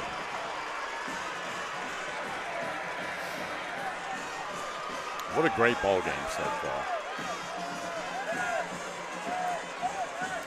Needless to say, both teams' offense is clicking. Still 2:20 left on the clock. Grant McDonald, he's in to kick the extra point, and that is up and good. And with 2 minutes and 20 seconds remaining. Flag down. 21, South Florence, 21. Flag down? Yeah. It was after the play, I think. And it will be. Oh, they're saying no. They're waving it off. All right, 21-21 is the score, much like we thought it would be. An offensive battle between two high-powered football teams on the offensive side of the ball. There's been 6 total possessions in the game, 3 by each team, and they all have resulted in a touchdown. So now Flora will get a chance to go 4 for 4 as they get it back for hopefully a long drive that will consume 2:20. 2:20. That would be ideal because South Florence does get the ball to begin the second half. I do.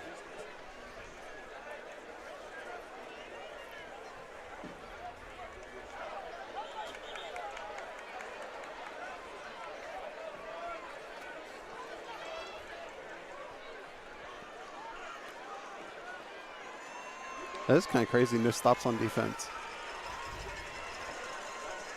for either team. And frankly, well, I'll take that back. I was going to say no one has even come close to being stopped, but that's not true. Well, no, they had Flora 2 fourth downs. 2 fourth downs that were converted. But nonetheless, the results are the same, 3 touchdowns each. And again, Grant McDonald, the senior kicker, going to kick it off for the Bruins, and Chris Lofton is deep. This time it's going to be received, no fair catch. It's just going to be caught and run. By Pettis. And that's Pettis, and he is ridden down. Oh, man. Several Bruins in on the tackle, so. Dennis on the return. But that's fine. Yeah. That's fine. 1st and 10, Falcons Tackle ball. at the 25-yard 2:14 line. remaining. 1st and 10 Falcons. Big thing here is do not turn the ball over Yeah. and give them a chance to score before the half and take a lead. 1st and 10 from the 25. Markel lined up behind Carew. They may be up. Nice 11-yard run by Markel. Did you hear a whistle? Is somebody blowing a whistle I think over it's there? from the far side, yeah.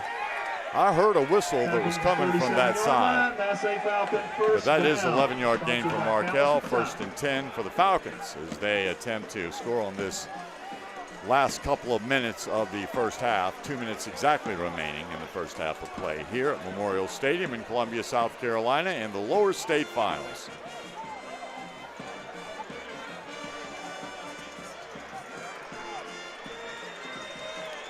Play clock down to 5. Markel goes in motion, and Chris Lofton went early. It's going to be 5 yards. You know, I think Chris was going They're on. about to on run the, their wheel route. Yeah, Markel. Chris was going on the play clock because it needed to snap it with 1 second.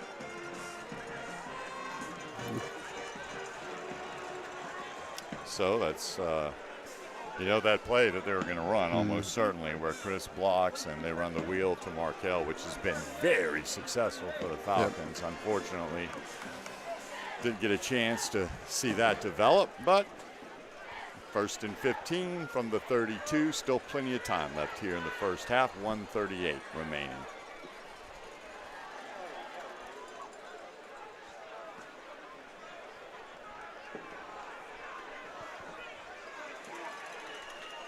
Clock running.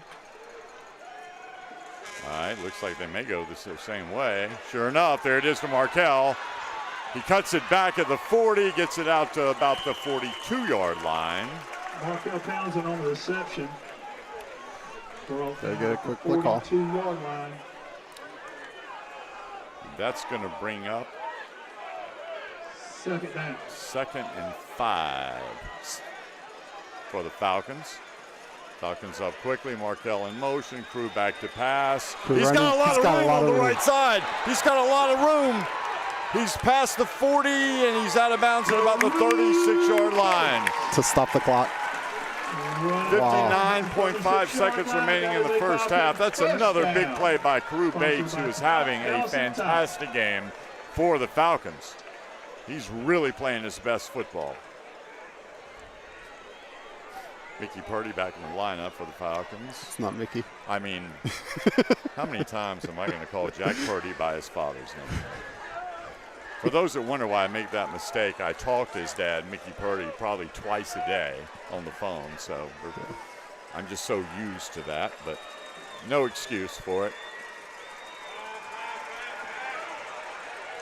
They ran a comeback route to Jack Purdy, but the ball was a little low. Incomplete. It'll be 2nd and 10 for the Falcons. He was open. That was just that may be Carew's first mistake of the game. He just underthrew him, bottom line. 2nd and 10 from the 36 now for the Falcons. 54.8 remaining here in the first half. Falcons desperately would like to get a touchdown on this drive, as the Bruins will receive the second half kickoff. Yeah, I think,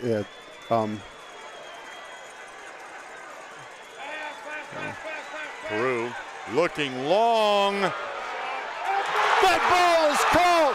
What a catch by Chris Lofton. It's a flag down. And there's another flag. Are they going to call offense? The South Florence players are acting as if they are. Yep. They're saying that he pushed off. Man, oh man, are you kidding me?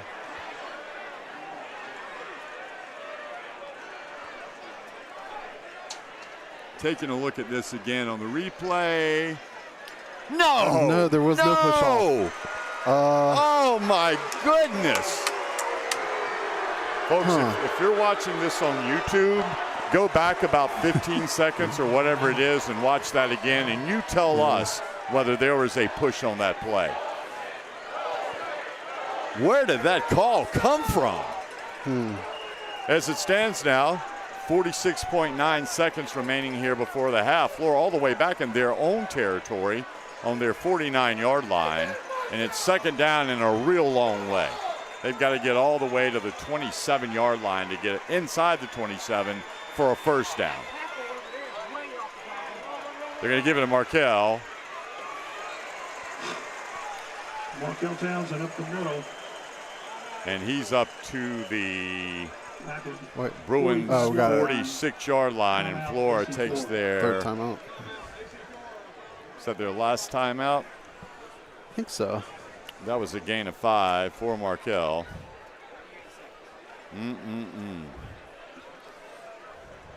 Yeah, some in chat, Chris Gray pointed out that it's not like the teams don't have good defenses. It's just the offenses are really good, just better. Somebody on the chat that went back and looked, tell me, we're watching this on No. Somebody said, yeah, it was a fair catch at the end. Somebody else said he pushed off. Push. Fair catch. Probably push. Tiny push. It was probably a tiny push. Yeah, but That's another entry. I guess the other question is, have you ever seen that called? Well, that's all part of the game. And as it stands, the ball on the 46-yard line of the Bruins. The Falcons 38.4 seconds remaining before the half with a third down and about 20, somewhere around there.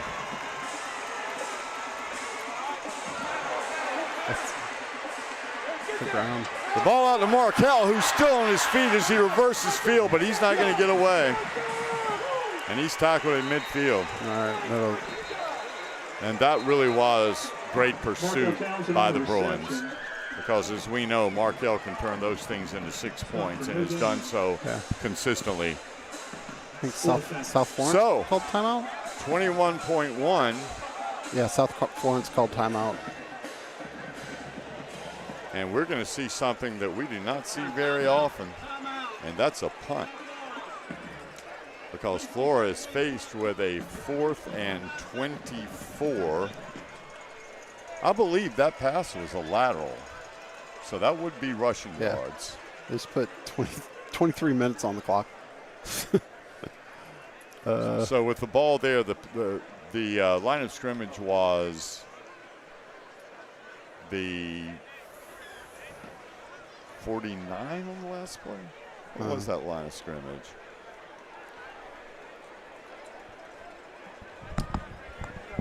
Yeah, that's no push, is it? Yeah.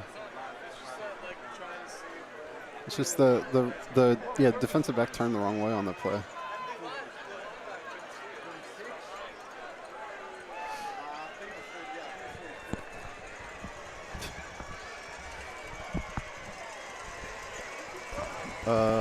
So we're gonna see the 24 seconds remaining here in the game. The play clock starts, so you need to burn that thing all the way. No, well, the clock doesn't start, work. so it doesn't matter. My bad. Evan Smith out to punt. Oh! Boy, he got it away. That was a great job. Let it go. Don't touch it.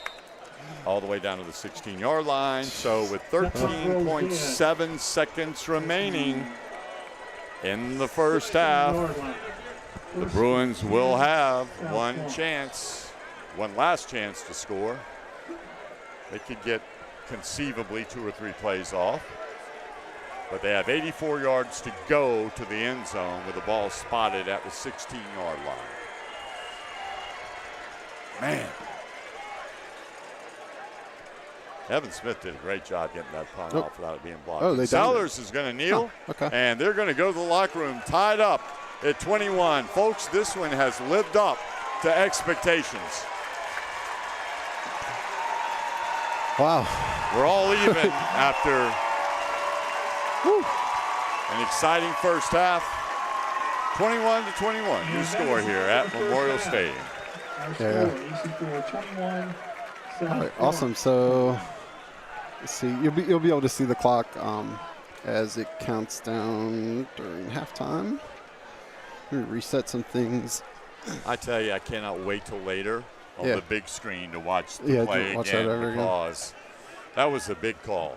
But I will say this, the ref was right on top of it. Yeah, he was there. I don't think that he would have called that if he didn't see it. So I'm not going to in any way disparage that call. Yeah, based on the other than the fact that I've spent the last 10 minutes doing that. Well, I get to rewatch it when I get home on the recorded footage that I have, because like I recorded in 4K 60. Right. And I'll be able to like crop in and see for sure and go frame by frame. Well, I will literally be awaiting your text tonight on that one. Awesome. All right, so there's you see 14 minutes or so. I need to slightly modify the scoreboard clock. Let me thank tonight's sponsor real quick. Thank you to the Midlands Mavs and the Upstate Mavs Travel Baseball Organization. The Upstate Mavericks were founded in 2006 by current president and head coach Chris Nall. The Mavs have teams ages 8 to 18 available for all levels of players, located in 2 states. Starting in South Carolina, the Mavs branched out to Georgia in 2018 to create the Georgia Mavs. And just this last fall, Andy Hallett became the director of the Midlands Mavs youth branch that operates out of the Midlands area for ages 8 to 14. Tryout information for the Upstate Mavs and the Midlands Mavs can be found on social media sites you see scrolling the bottom right of the screen. And I know the 10U team is about to have a tryout next week, but yeah, if you go to either upstatemavericks.org or andyhallettbaseball.com, you'll be able to see links to how to sign up for those teams or for the tryouts. Unofficially.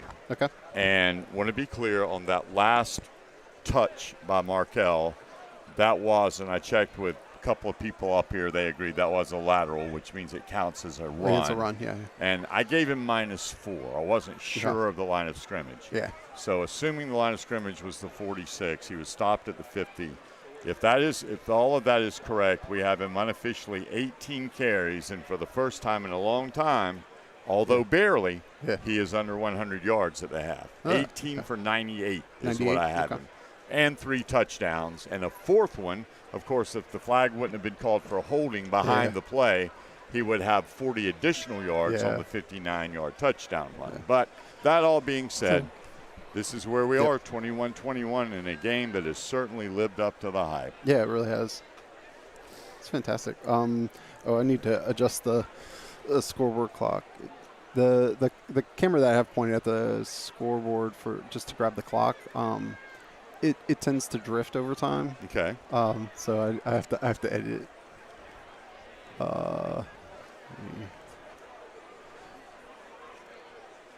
While you're doing that, I'm going to take a quick break. Right. My son has joined us up here, and I'm going to talk to him for a couple of minutes. And right. While you do that, I'll be right back.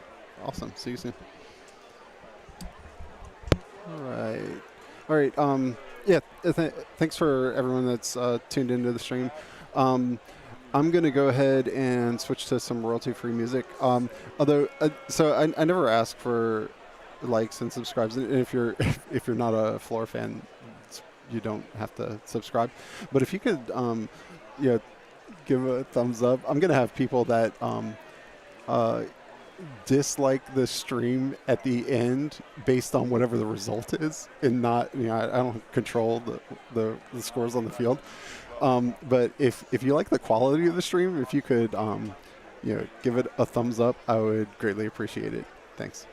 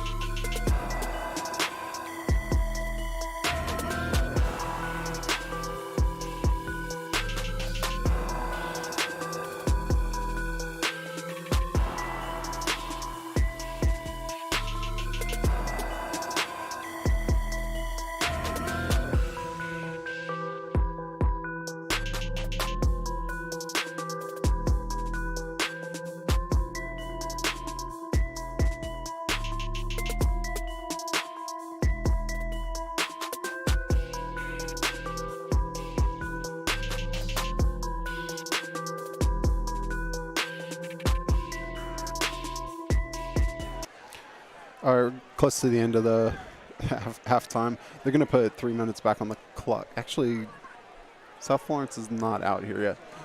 Flora's coming out now. They're about to put 3 minutes back on the clock for the teams to stretch out. But, yeah, it looks like South Florence is coming out of the locker room now. And then, yeah, after the 3 minutes, we'll be about ready to go. So, yeah, during halftime, looked like I dropped a few frames. But, I mean, it's because everyone's we got couple thousand people, or however many there are, and they're all reaching for their cell phones, and I have to battle them for bandwidth. But once the game gets going, shouldn't have a problem. Looks like it's pretty smooth right now. It's like the only thing that I can't really control is that internet connection, but it's pretty good so far. Let me reset the timeouts. Let me advance. Oops.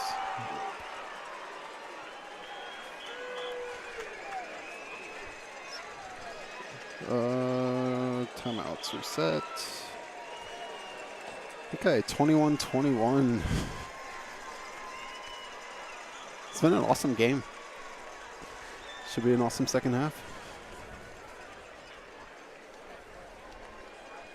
And I'm going to go, just so I don't forget, I'm going to go ahead and switch the scoreboard to third quarter.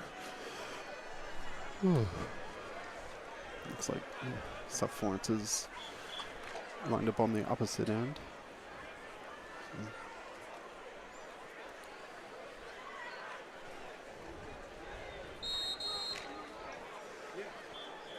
Feels like it's gotten a little bit chillier over the last 20 minutes or so, but still feels really good out here. Should be perfect weather for the players on the field.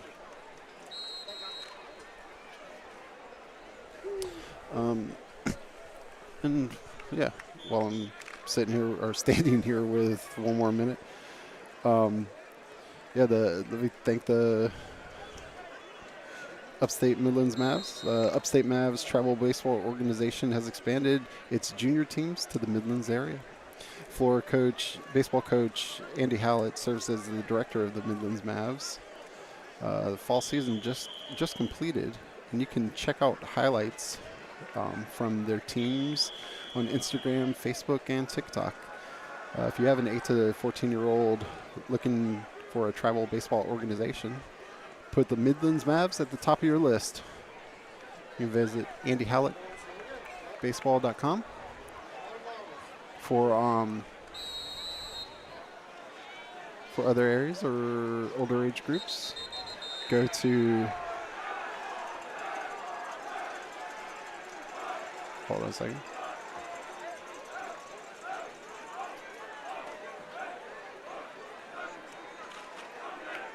Yeah, go to upstatemavericks.org. All right, here we go. Second half.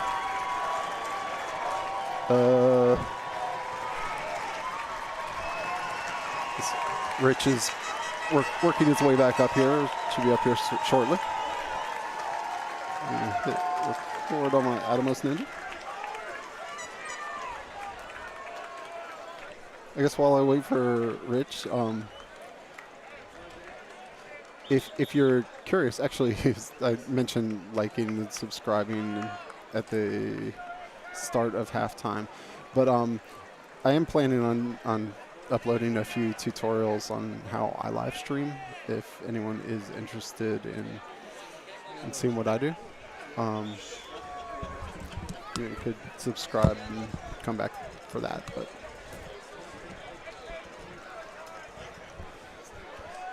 at any rate, we've got football coming up. This is the biggest half of the year, needless to say, for both teams. Only one of these two teams are going to advance to the state championship next week. South Florence has the advantage of getting the football first here in the second half, but as several of the folks I talked to at the half, from parents to everyone, general consensus is somebody's going to turn the ball over sooner or later, and that could be the difference in the game. Yeah. So let's hope that our Falcons can pull it off. Rogers Thomas kicks off the second half, and we are underway.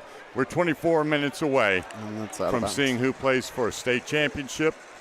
Kick goes out of bounds, so South Florence will take over 1st and 10 from the 35-yard line here.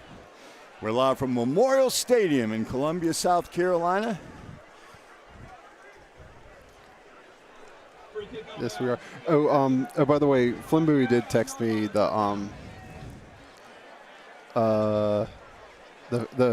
phrasing that I was looking for. It's disconcerting signals. Okay. But the other people are right too. I mean that is the simulated snaps or whatever. Yeah, disconcerting signals. Disconcerting signals. Thank you, Andy Hallett. He said you got yours from Flynn, I got mine from Andy. Either way, here we go. First play of the second half from scrimmage. You got the Shrine Bowler and Syracuse commit Sellers at quarterback. And he opens up by airing it out long, and that should be no call, and it's not. That pass was intended for Sellers' little brother, and it was defended by Kareem, I assume, and he is down on the field.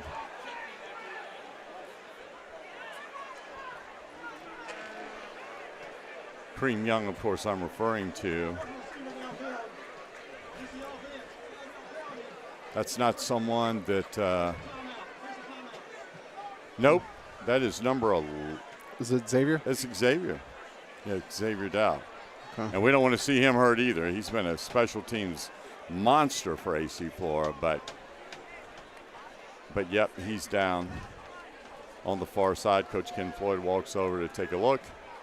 Trainers working on them. So as it stands, though, it will be 2nd down and 15 for the Bruins of South Florence. It's kind of one of those, who's going to blink first?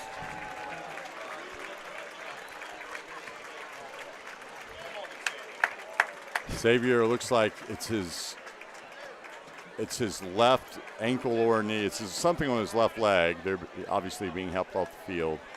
Yeah. So hopefully he'll be okay. By the way, at the half in the upper state, at the half, Northwestern 27, Greenville 21. Oh, wow. Another good game. Yes. Those are two really good football teams. Anybody left playing, of course, now is really good. And both these teams right there at the top of the list. Okay, 2nd down or 1st down and 15. Sellers rolls out to the right. He's looking to pass, and he overshoots Singletary. Or actually throws behind him. It'll be 2nd down and 15 coming up for the Bruins. 2nd down. That was a rare, what you would call an unforced error by the Shrine Bowler. Wait, what's that? Why was it 2nd down? Or why is it 2nd down now? Because on the play that was over here, there was some 5-yard penalty there. Missed that. I was paying attention to Xavier. Flag down. It's gonna be a false start, I guess. Flag on the field.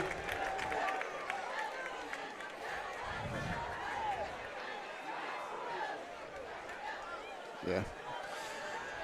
5 yards back. Nice. Yeah.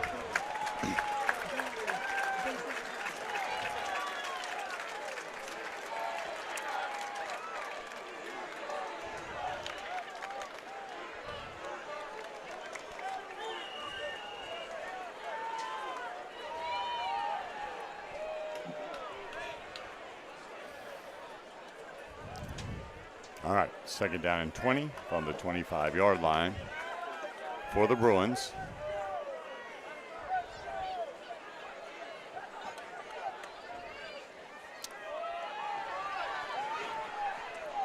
Pass is complete. The tackle's by Biggerstaff. Most of the way for the 1st down, but So it's 2nd and 20. Now it's going to be 3rd and 6. 3rd down.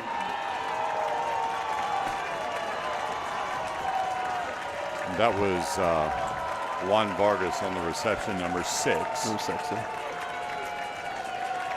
All right, all 3 receivers up top. This is a big down. He's being pursued by Perkins, but he gets it off. And the pass is called on the far side. Number 8. By the 6. That's 6. Juan Vargas again. And that is just simply a big-time play. Yeah. He had Albert Perkins holding on to him, and he threw a dart. 1st and 10 from the 45 for the Bruins. All right, defense, let's get a turnover here.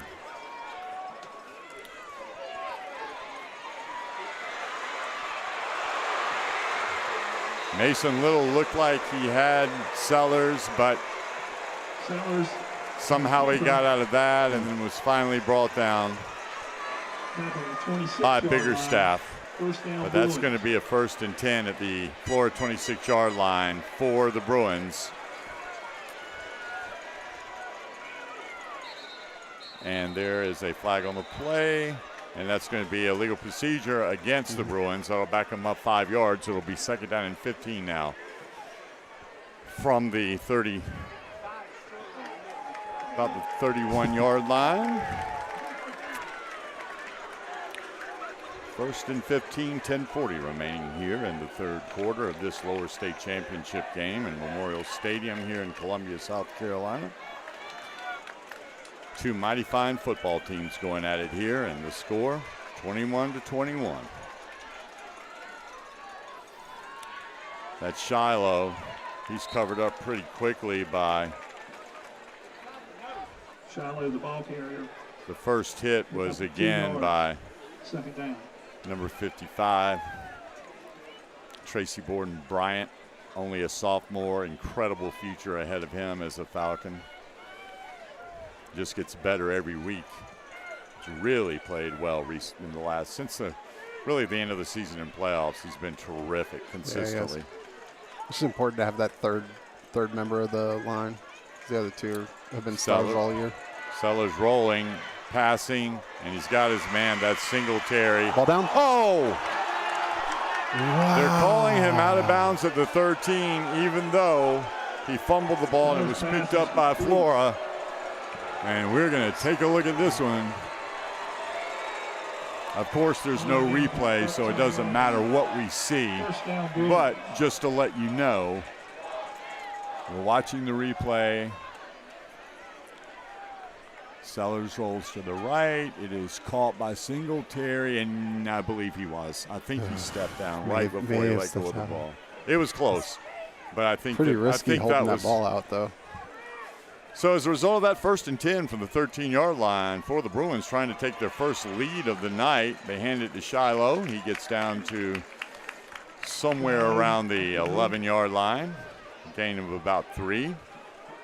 It's going to be a 2nd down and about 7 for the Bruins.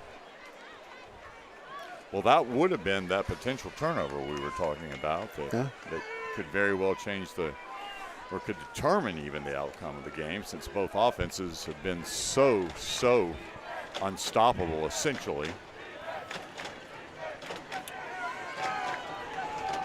10 seconds on the play clock. Again, 2nd down, about 7, call it, for the Bruins. They give it to Shiloh, and he is pulled down from behind on a great tackle by Mason Little. That was really truly a touchdown-saving tackle.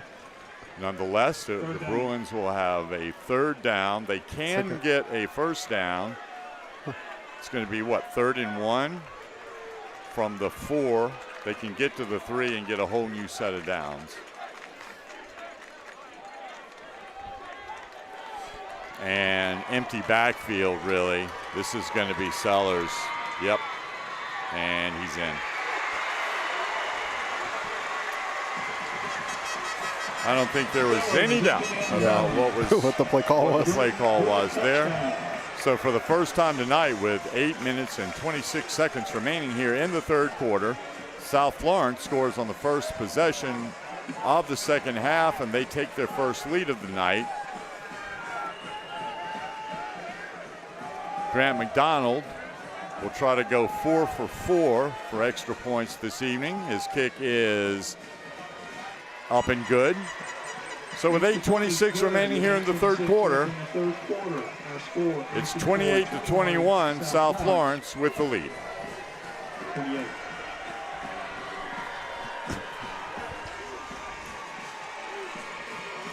All right.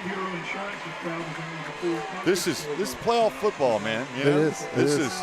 I'm not at all discouraged by this. I just think that it just adds a little more drama to the Flora side being behind for the first time in a long time. It's been a while, yeah. I don't think they trailed in the playoffs this year. I don't think so.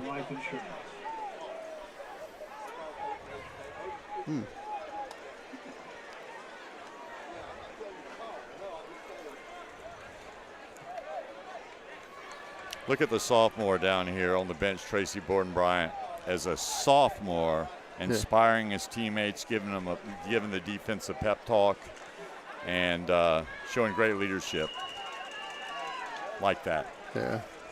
Yeah, there's this one has truly lived up to the hype, and we've still got over 20 minutes of football left. McDonald's kick is once again out of bounds. He's consistent, if nothing else. So it should be 5 yards from that spot, right? Since it's beyond what's beyond right, the 30 or where whatever. are they calling it? So it should be 39.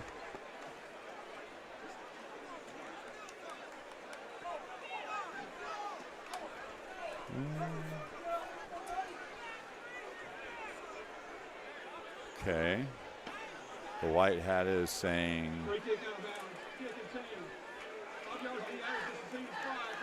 Yeah, 5 yards from that spot. 5. So, indeed, 1st and 10. Great field position for the Falcons as they have their first possession here of the second half. Got to make this one count. They all count at this point. 1st and 10 from the 39. Markell in the backfield with Carew Bates.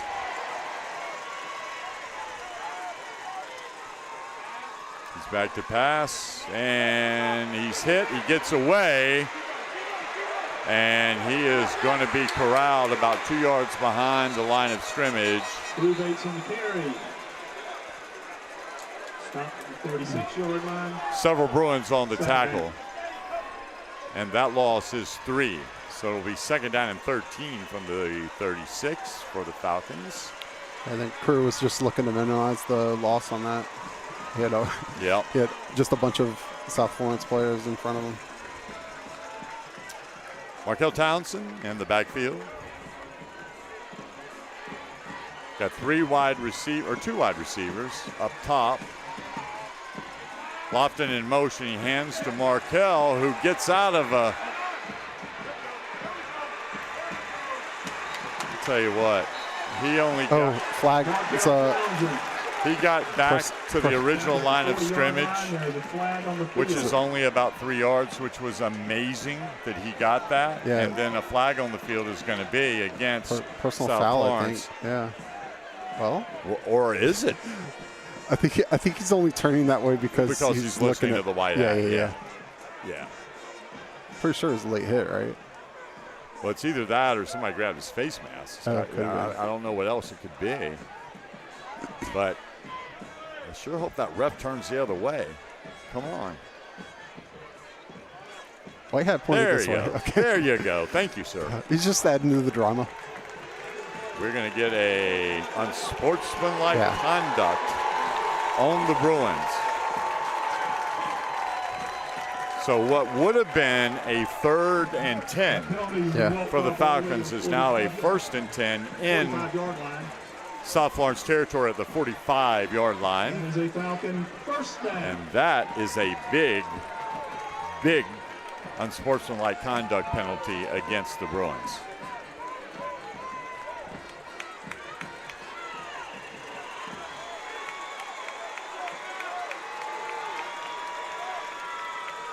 Drew Bates.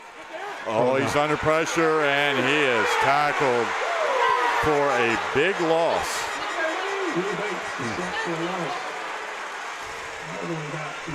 Yeah, somebody missed an assignment there. That was Jalen Davis, the senior linebacker, coming on a blitz, and he came untouched. That is a loss of 11 yards, second down and 21 now for the Falcons. Ball spotted at their own 44-yard line.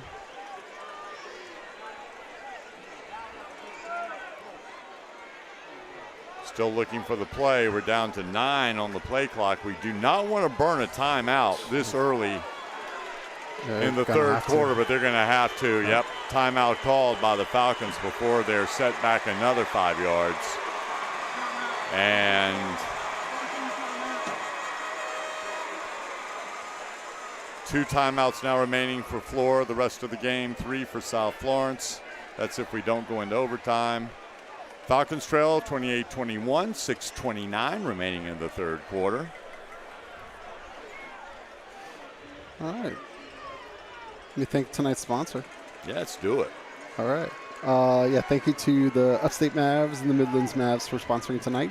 The Mavericks organization prides itself on creating the high baseball IQ type player. It's fundamentally sound.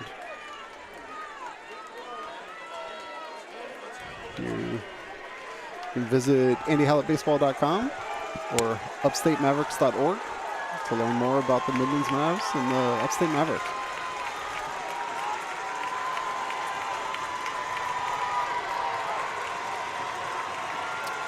Markel goes in motion. Drew Bates with a quarterback draw. That play was called.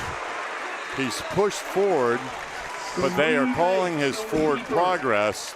Lofton trying to go to the corner. He's past the 40, down near the first down. He's still going. Finally pushed out of bounds, and another penalty flag comes in. And this very well could be a face mask. It's at the end of the play, and this would be a mighty big call if it goes that way. It's a yard short of the first down. But they're it's either going to be 4th and 1, or it would be 4th and 1 without a penalty here. What is the call? Oh, maybe it's a sideline warning? Well, that would be the first time I've seen a sideline warning in that type of situation ever. But not to say that didn't happen, but I've never seen that before.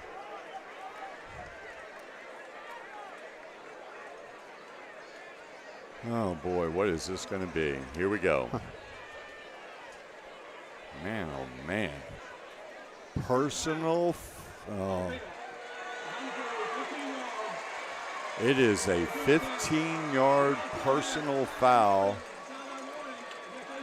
call against the Falcons and a sideline warning.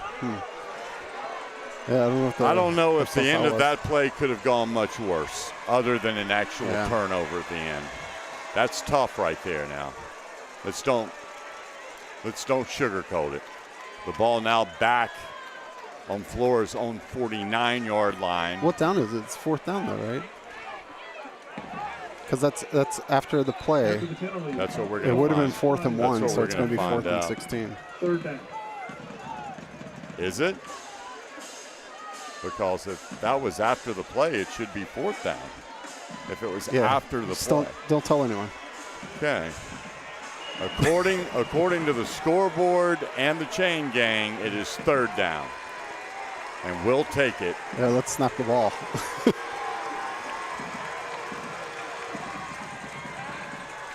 Peru looking long. He's going to hit Chris Lofton with a catch. The foot was in, and that's going to be good for a Falcon first down at the 31-yard line. That is a Falcon first down. That is a big play, Jeff Rhodes. Yes, it was. I'm kind of glad we converted on that play. Oh, my short. goodness. Yeah, that's huge. Oh. I mean, huge by Chris Lofton, huge by Curry Bates. The pass was just perfectly placed for Chris to make a fantastic catch. His handoff to Markel. Tries to cut back. He's ridden down from behind. He's tackled by Jalen Davis, who's having a hell of a game. Another Falcon first down. The ball was 1st and 10 on the 31. Was that right? No.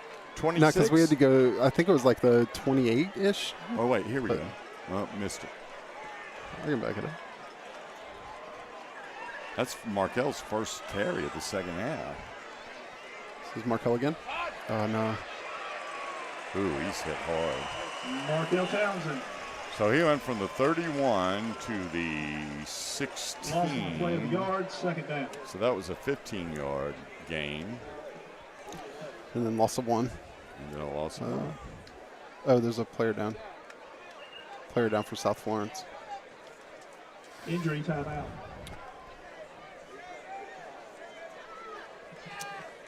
The player down is number 23. Let's back up. And he's up. He looks like he's all right. He's had a good game. He's good football players. Most of these kids are, if not all. Deshaun Caraway, he's a junior linebacker, but he's going to be okay. So, second down and 11. The ball spotted at the Bruin. Is that going to be spotted 17. right at the 17 or yeah, yes, 17. right at the 17. So 4:21 remaining here in the third quarter. Oh, Chris Lofton at quarterback. Lofton at quarterback with Markel beside him in the Wildcat. He's going to fake the handoff. He's going around the right side. He gets around the corner, but it's going to run out of bounds inside the 10 at the 9. That was nice. Okay. So, right. Yeah, so we're back now. Second down and goal. Markel has just stopped. And he is now going to be right down to the goal line. Markel Townsend. And it's going to be spotted probably at the 1 foot line.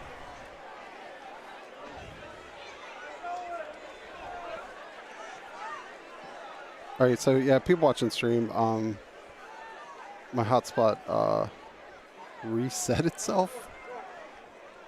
So I've switched to my iPhone that I'm tethering off of.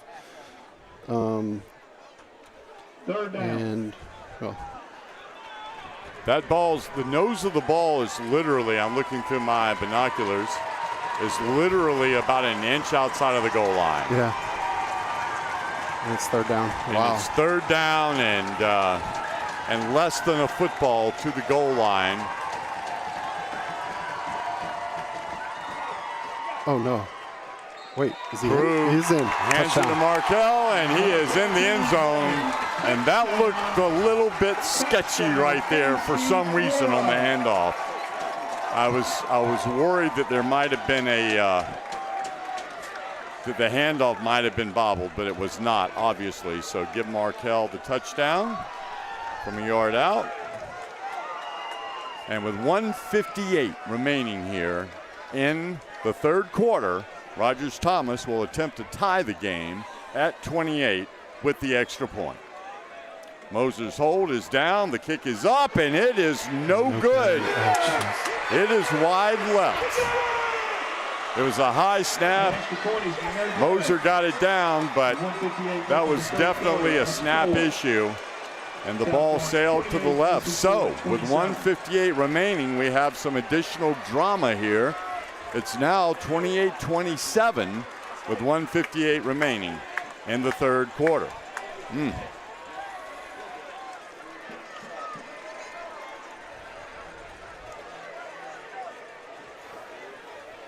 Whew. A lot of football left to be played, though. No reason for anyone to be discouraged at this point because there's a whole quarter left to go. 1 point game. And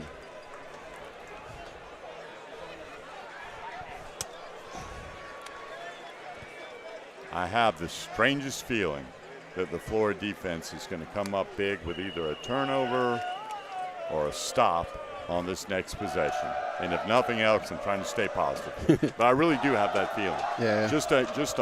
Things have gone too smoothly for the Bruins so far. Rogers Thomas kickoff. It's going to be fielded way back at the 2-yard line by Singletary, and that's why you don't want to kick off long. It's up to Rogers Thomas. Good job by Rogers. He slows him down and gives Biggerstaff enough time to come catch up and make the tackle. But the Bruins will begin this drive 1st and 10 on the Flora 44-yard line after another big return by Singletary. Dynamic football player with the ball in his hands. 1:48 remaining here in the third. And the play clock is running.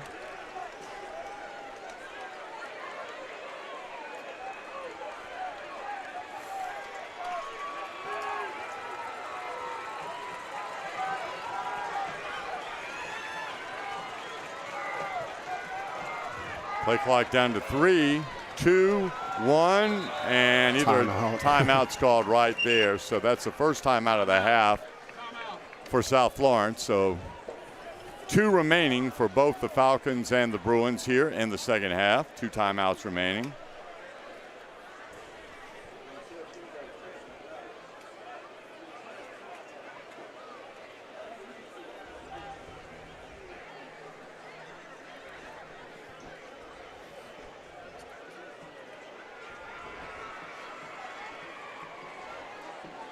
Yeah, so that was really weird.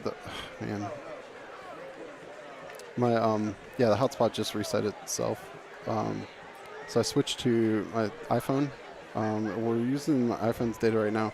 There's a decent chance. I mean, we had a timeout at the quarter break that I'm going to be fighting for bandwidth, but I might try to switch back to the hotspot then. We'll see. I've reset the hotspot. In other words, people do not freak out. Yeah, don't freak out. We'll be back one way or the other, right? Yes, we will. All right, here we go. South Florence, Sellers at quarterback, hands it off.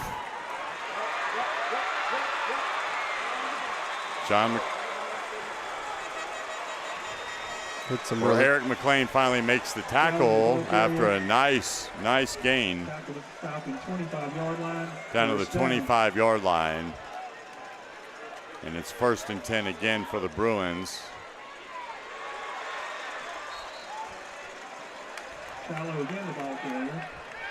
Again, Shiloh on the carry.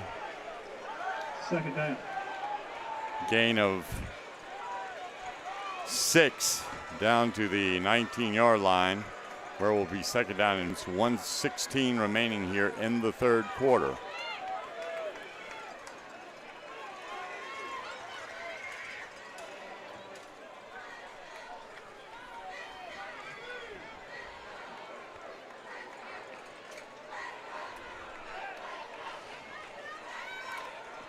Sellers' pass is dropped. Biggerstaff for the hit, but the receiver was intended already dropped it, for number 82, and he had already lost control of the ball before the hit.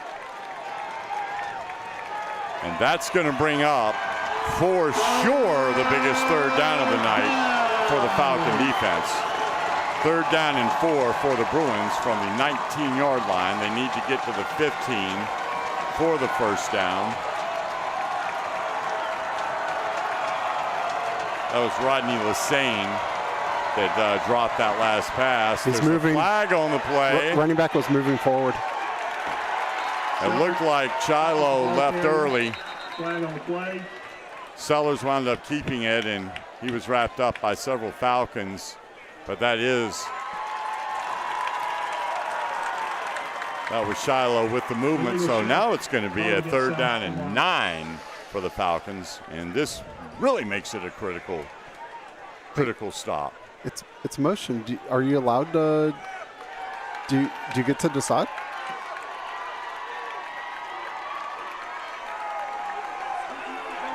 They have refused the penalty. 4th down. Wow. Wow. The penalty has been refused, and it is 4th and 4. And this is And the quarterback running. Yep, they're putting in their version of the jumbo package. And guess who's not in the game? Oh. Wait, what? Oh, yes, he is. He is. He's just kind of So, yep, behind it's everyone. Sellers. We know what's going to happen. They're going to snap it to him, and he's going to run it. Can he get the 4 yards? The answer is yes, he can. He turns the corner on the left side. He was run out of bounds by Chris Lofton, Biggerstaff, and by John Friday, but it is going to be enough for a first down, and the Bruins retain possession. And that is why Sellers is the Shrine Bowl quarterback headed to Syracuse unless he changes his mind before the end of this semester. He's apparently going to be a January enrollee, and that is why he is considered hands down the best quarterback in the state. He makes plays when he has to make them. This time hands it off Singletary. He's knocked out of bounds by McLean after a short gain. Singletary, the ball carrier. There's 17 seconds remaining here in the third quarter. Out of bounds at the 12-yard line. The ball is spotted at the 12, so we'll call that gain 2, which leaves us with a 2nd down and 8 for the Bruins.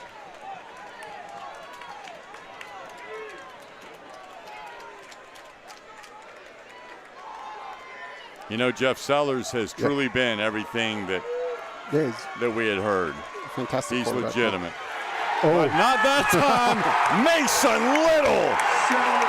Mason Little says enough is enough and tackles Sellers in the backfield. Big time play, and that's the end of the quarter. Number 30 of AC Flora. So it's going to be 3rd and 11 when we start the 4th quarter.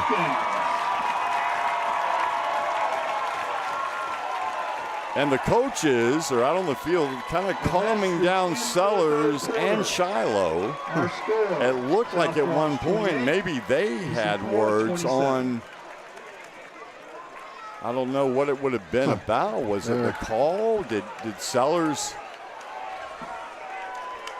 I don't know what that was about. But in any event, we got 3 quarters in the book.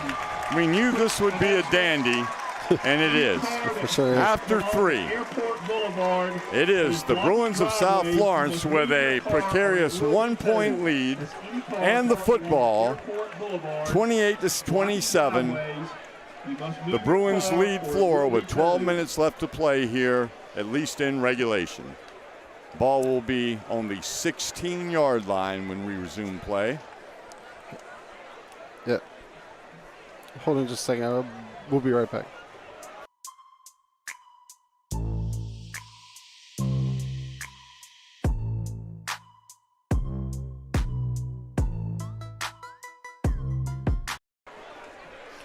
All right. All right. Ball on the 16. It is 3rd down and 12 yards to go. Falcon defense, if you're going to make a play, now's the time to do it. 3rd and 12. Here we go. Sellers looking, passing, and It's down. Ball down. That pass is incomplete. Misses his brother, number 17, in the end zone. And now I'm almost certain they'll go for it here. Although they have a good kicker. They have a kicker. They have a good kicker. But this really is, with that incomplete pass from Sellers to Sellers, they're going for it. There's no doubt about it. This is the play of the game so far. No doubt about it. It is 4th down and 12 for the Bruins. And the Sellers is looking. He's looking. He's passing. And it's incomplete in the end zone. Again, the pass was intended for his younger brother, the 10th grader, who has also been offered by Syracuse. He wanted the flag. He didn't get it. And that is the stop that we've been waiting for all night. Woo! All right. Oh, what a big play, because he had a lot of time to survey the field there. Sure did. So now it's up to the Falcons to do their thing offensively, kind of get back on track. Yep, drive the ball. The momentum had swung, no doubt, to South Florence. Flora has a chance to swing it back to them right now. There is a flag on the play, and they're calling procedure. They say somebody moved for Flora. That's not a good way to start this drive, already back deep in their own territory. So it'll be first down and 15 from the 11-yard line.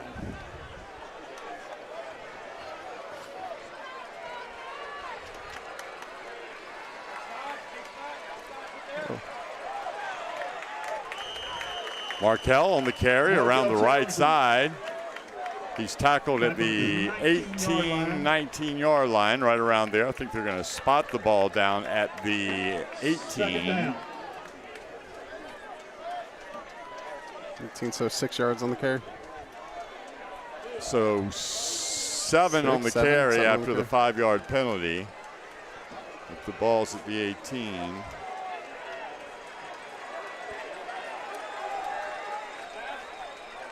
Peru Bates looking. He's got to throw it away. Yeah. Yep. Throws it out of bounds. And with 11 minutes and 3 seconds remaining here in the fourth quarter, Flora is facing a big third down of their own. A 3rd and 8 from their own 18-yard line.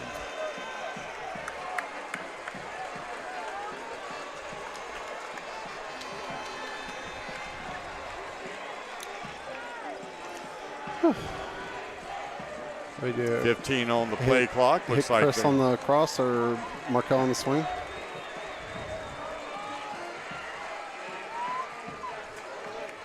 Peru with the pass, and he overshoots Lofton. Base pass incomplete. 4th down. Yeah.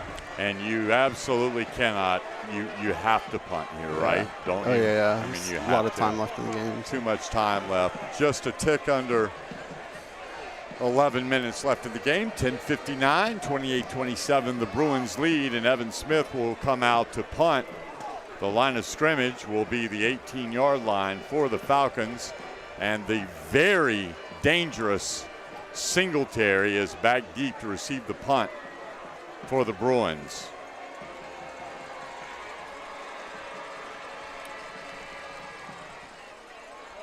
And the punt is fair call. Bruins will take over. 1st and 10 from their own 47-yard line here. 10:52 remaining in the game. 28-27. South Florence leads by 1. 1st and 10, South Florence.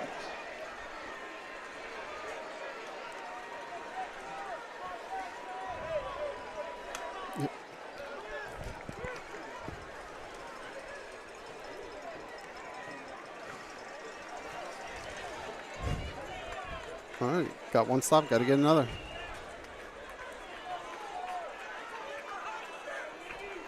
They have a lot of people out there? That's 11. Okay. All right, here we go. Sellers keeping it.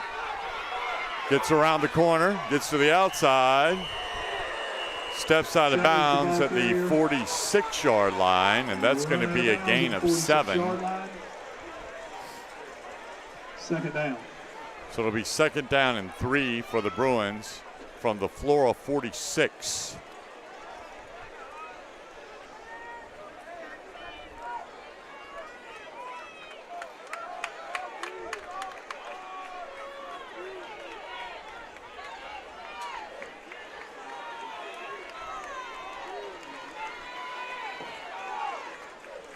Sellers fakes the handoff, passes to a wide open.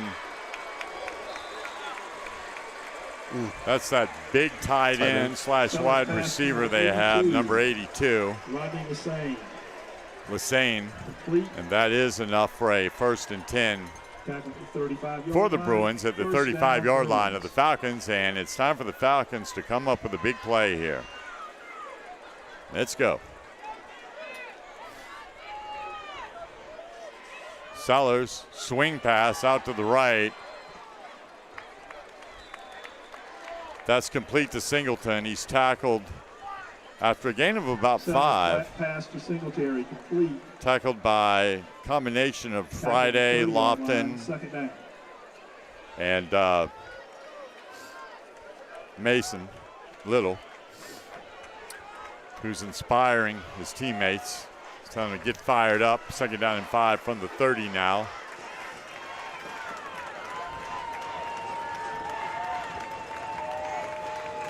And Sellers rolling left. He's looking, he's passing, and he finds Vargas, number 6. He fumbles the ball again, and again it's called down at the 20-yard line. Sellers' pass is complete all the way down to the 20-yard line. Okay, yeah, that I don't have it up anymore. And that's going to be 1st and 10 for the Bruins.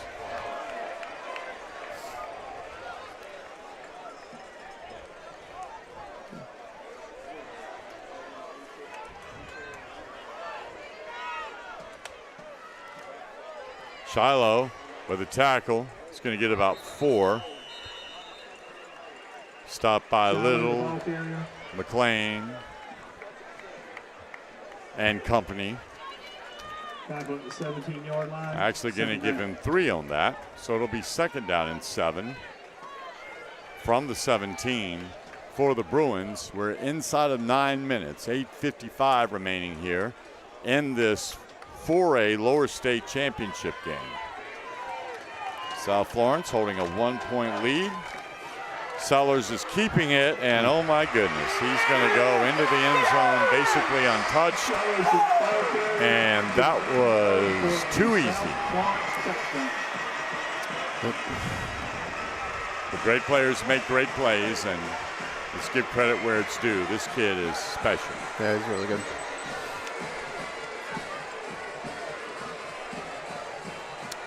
That gives South Florence a 7-point lead after the missed extra point. So now if they're going for 2, so they'll make it a 2-possession game. Sellers keeps it, and he is into the end zone.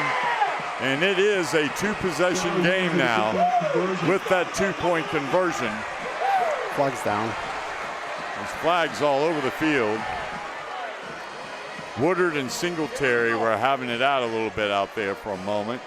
8:41 remaining. Most importantly, as long as this 2-point conversion stands, which I'm sure it will, it'll be 36-27, a 9-point lead with 8:41 remaining in the game. South Florence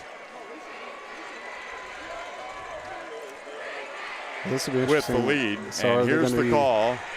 We're calling unsportsmanlike conduct. Assessing the kickoff. So and it will be assessed on the kickoff. That was against the lead.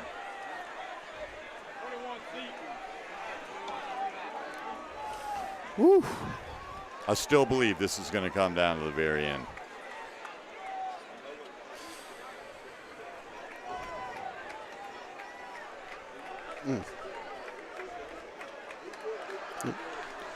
Just need to keep driving the ball.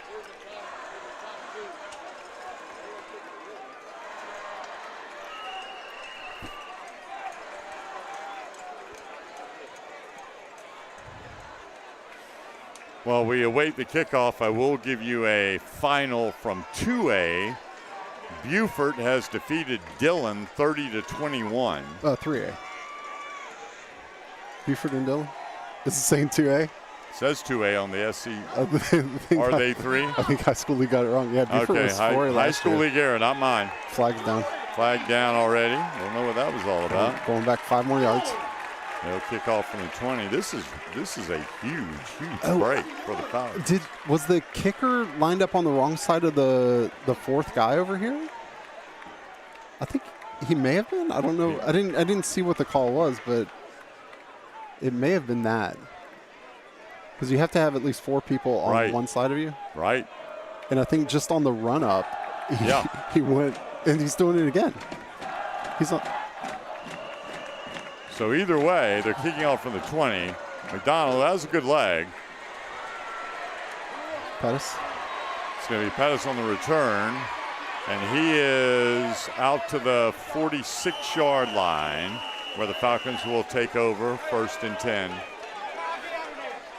No flags on the play. I think they're calling it right on the 45. So 55 yards from the end zone for the Falcons, and suffice it to say, they really have to get they don't have to get a touchdown on this drive, but they sure do need one. Yeah. In the 3rd quarter, Dutch Fork leads Gaffney 44-20. At Gaffney, wow. And Fort Dorchester leads Somerville in the 4th quarter, both of those in 5A, 24-10. The score I have right now in the 4th quarter, it's Northwestern 33, Greenville 28. Ooh. It's a good game. So 2 great games going on in the 4A upper and lower state championships. We're right here. Jeff Rhodes, I'm Rich Taylor. Handed to Markel Townsend, who is over the 50, keeps going. Not tackled until he is down to the 46-yard line. That's a 9-yard gain. 46. It'll be 2nd down and 1 for the Falcons.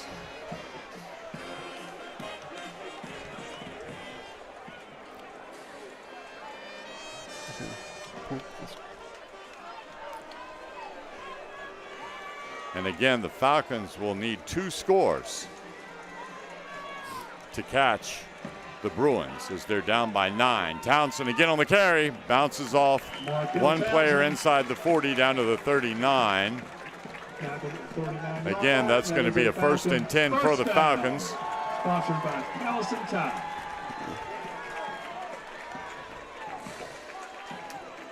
Clock running at 7:45 remaining here in regulation. 1st and 10 of the 39. Drew Bates at quarterback, joined by Townsend in the backfield. He hands it to Markel. Nothing there. He cuts it back to the left, gets around to the outside, gets away from, what a nice tackle.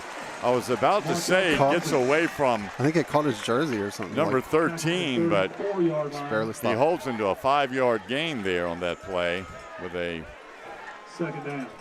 With a great tackle there on the perimeter. 2nd and 5 now for the Falcons. Got to make this happen. Clock running.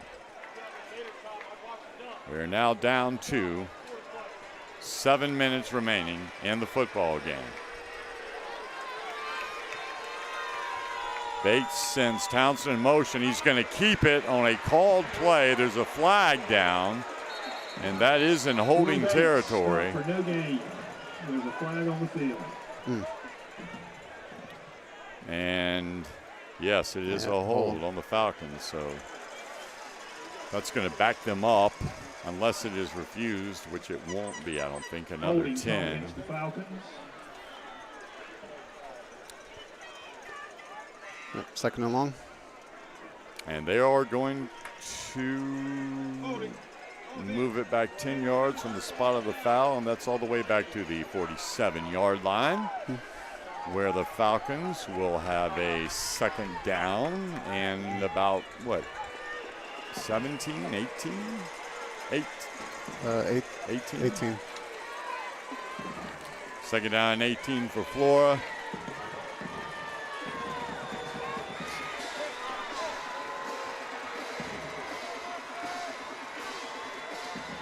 Bates hands it off to Lofton on a reverse.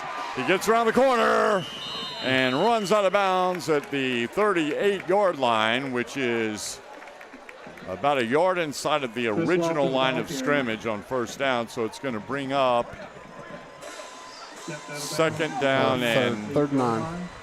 Or 3rd down and 3rd and 9 with the ball resting on the 38-yard line. And the Falcons, they have to get this 1st down. They've got 2 downs to do it, but there's no 2 ways about it. They got to make it happen here. Here we go. Bates taking the handoff, or taking the Snap. He hands it off to Markel. Oh, my goodness. Who hands it off to Chris Lofton, who tried to make a tried to pass it to Carew Bates. The ball was actually intercepted, but thankfully for Flora, it was out of bounds. But there is a flag on the field. And it's a holding. And it's another hold. So they want to. And they are probably going to 4th and 9 or 3rd and 19. I'm thinking they're going to decline this. All right, 4th down play coming up. Yep. And folks, don't want to speak too soon, but with 6:13 remaining, it's a 2-possession game, and as efficient as the Bruins have been offensively, I think it's safe to say that the Flora has to convert this first down. Carew Bates is going to pass. It's complete. Oh, wow. To Purdy. But depending on the spot, this spot. It's right at the line. It's right there, although I think it might still be just slightly short. But let's just say if the Falcons got a favorable spot on this, just keeping it real.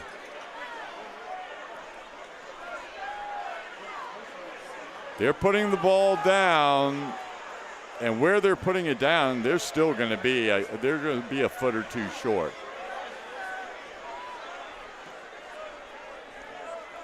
Right? Yeah, but that's not where they're, originally marked. Where do they're going to measure? They're going to measure. That was 4th down play, right? I mean, that was 4th down.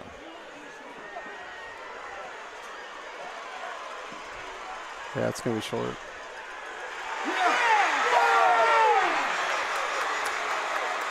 And it is literally inches short. The Bruins will take over with 6:03 remaining in the football game with a 9-point lead.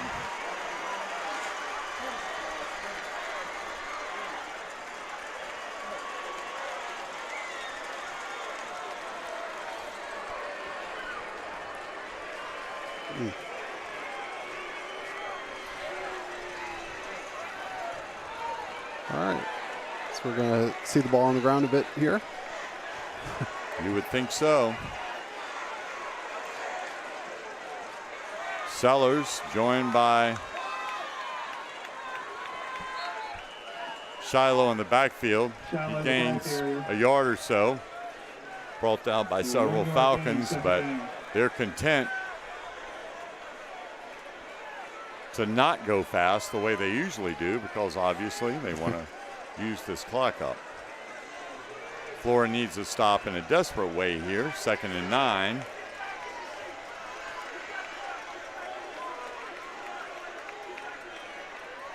They're going to use up, I would think they'd use up the whole play clock, but yeah, we're at 10, 9, 8, yeah, yep.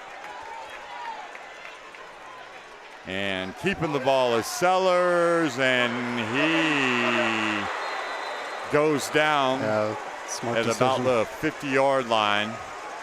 You know, he might have been able to cut that thing back and go the distance, but yeah, he's just worried about getting pushed out right there. And that's right.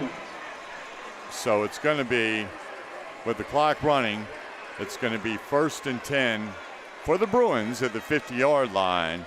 And Flora needs a turnover, and they need one now. Let's go, guys. Play clock is down to 6. Sellers going to keep it. He goes left. He's got a hole. He's taken off. Chris Lofton runs him down from behind, but he's down to the 15-yard line. And calling it the way it is, this is why this is the best quarterback in South Carolina. Great players make great plays in big moments, and that's exactly what number 16 has done. Yeah. For West Florence. Yeah, I watched some of the games. South Florence. Some of the games on Huddle, and yeah, you don't realize how smooth of a runner he is. He looks effortless. Yeah, yeah. It just looks like Shallow he's the ball carrier. just glides just through the gliding. line. Yeah. Second down. And That was yeah, Shiloh on the carry. He only gains, I guess, maybe 2 on the play. But the bottom line is there is only a tad over. Right now we're at 4 minutes, and the Falcons are down by 9. They have to have a turnover here. Have to. Let's go, D. Let's make it happen. He passes it. That's dropped or skipped That's off the ground. incomplete. That pass is incomplete. Curious decision. Third down. Well, I guess they figure up 2 possessions. Everybody expects him to run, and that's his brother out there. He's probably trying to make something happen with his little bro. The good news is that stopped the clock with 3:45 remaining. Oh, they're going to call timeout? Well, yep, they're going to run it down, the play clock down to 3. Well, it doesn't matter. The clock stopped. 1, which exactly doesn't matter, but they're going to go ahead and call the timeout. And when we come back, it is going to be third down. 8 yards to go. Yeah, so each team should have 1 timeout? Both teams with a. Well, is that South Florence's first or second timeout of the half?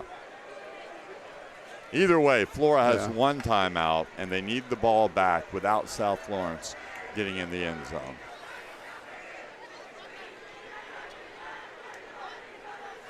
A touchdown will essentially seal this for South Florence, but Flora still in this thing if they can get a stop here, either a turnover or a stop on downs. 3rd and 8. Oops. All right. Oh, geez. What? I dropped coverage.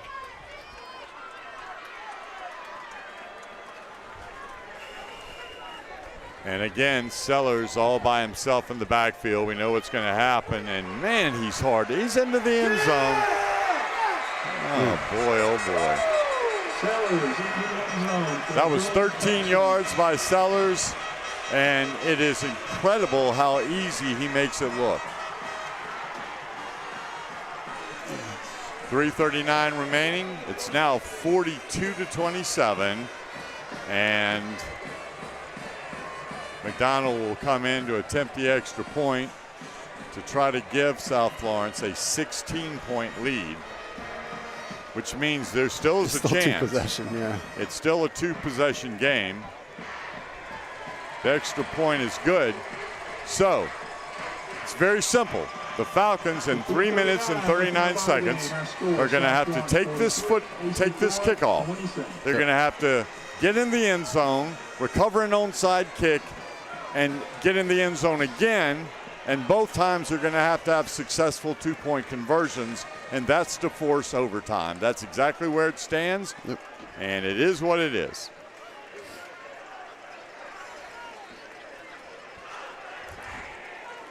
So my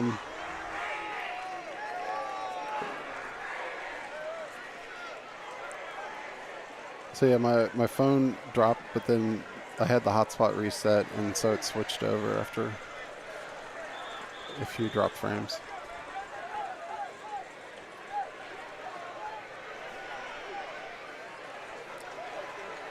And it's a final in the upper state. Northwestern has advanced 33-28 over Greenville to play the winner of this game for the state championship next weekend at Benedict Stadium here in Columbia.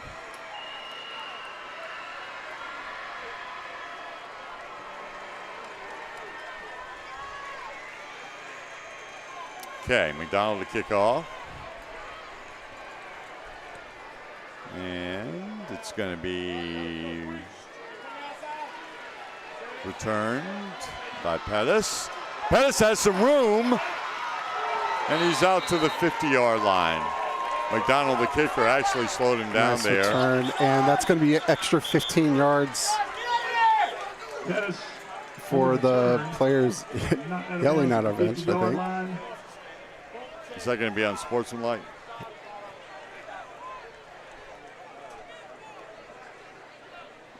Yeah, it should be unsportsmanlike on them.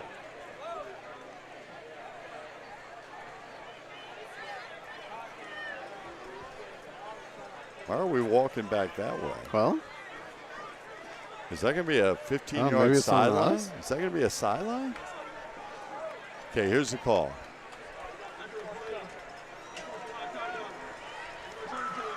Oh, boy. Unsportsmanlike on Flora. all right. So rather than have 1st and 10 from the 50, they will have 1st and 10 from the 35. They threw the flag when the South Florence players were yelling, but must have seen something before that. All right. Flora takes over, 3.5 minutes left, down 2 scores, and that's 2 scores with 2 two-point conversions, 43-27. Can they pull off the near miracle comeback? I still have faith. Let's see. Carew is going to pass. It's complete, stops the clock, out of bounds. Only a gain of 7, though, to the 42-yard line. Braxton Murray on that catch. Braxton Murray gets the reception. 3:26 remaining. Flora needs to score, and they need to score quickly.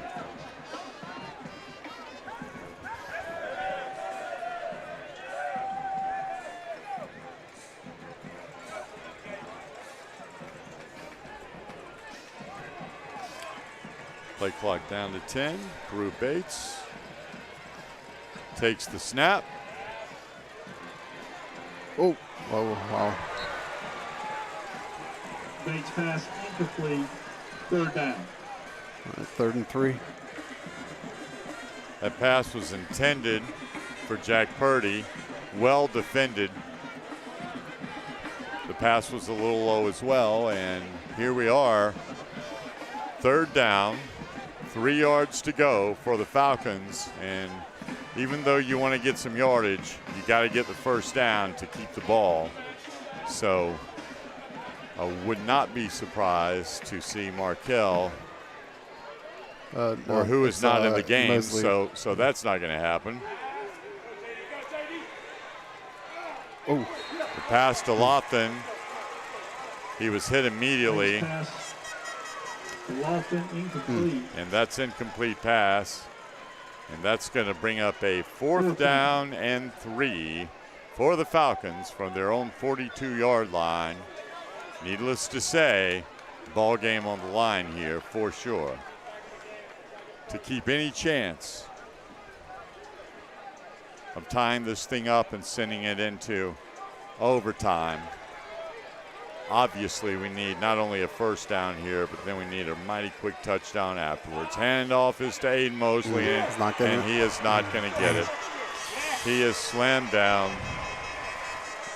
And as you can imagine, the Bruins are celebrating as they run off the field. They will take over the ball, 1st and 10 at the Falcon 42-yard line.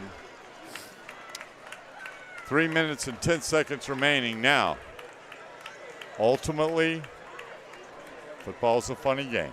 You can have a lot of crazy things happen, but they are going to need to happen right now. You're asking for a lot. Asking for a lot, but I am asking.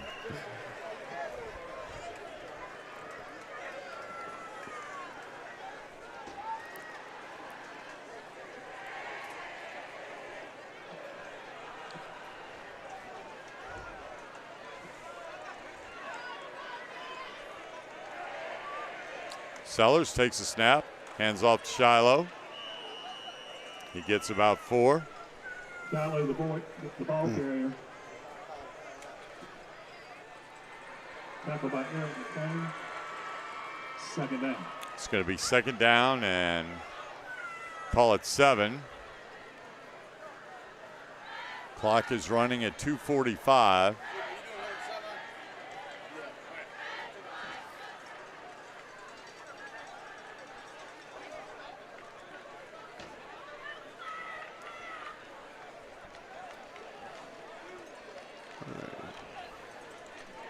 5 seconds on the play clock.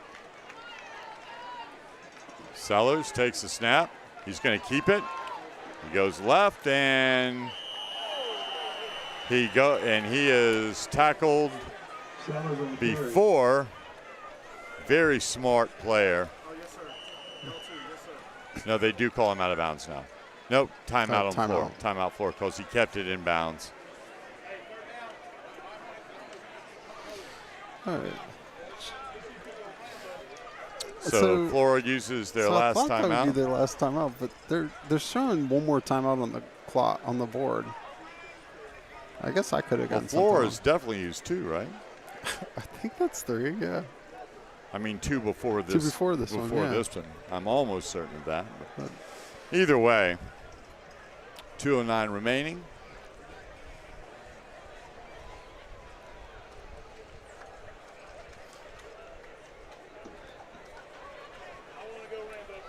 How big would a scoop and score be for the Falcons right now?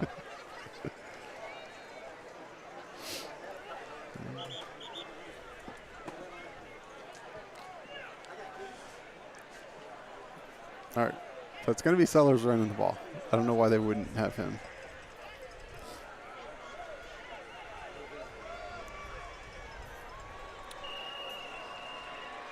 Third and 7. Sellers joined in the backfield by Shiloh. Huh? Shiloh on the carry, cuts it inside. And so first down. It's down inside the 30 to the 27 and a half yard line. Back on the 27-yard line, first down. Clock is running with 2 minutes left in the game, and that's going to pretty much, barring truly a miracle, ice it for the Bruins. So Yep. I don't want to wait till they pretty much can down it. Yeah. Don't 40-second play clock. And I guess Florida does. They said they did have one more timeout, so they use it with 1:41. So, Jeff, this has been and again, I understand there's still 1:41 on the clock, but this is being realistic. It is what it is. This has been an absolutely incredible season for the Falcons. It has been full of excitement, unbelievable plays, great victories, you name it. And obviously, the farther you go, on one hand, the better season you have. But on the other hand, the harder it is to taste defeat. Yeah. And that's what's going to happen tonight. And to all of the seniors out there who have busted their tail and given the Falcon community, the Falcon fans, such an amazing opportunity to have a big time on Friday nights. Yeah. We salute the seniors in particular. Yeah, for sure.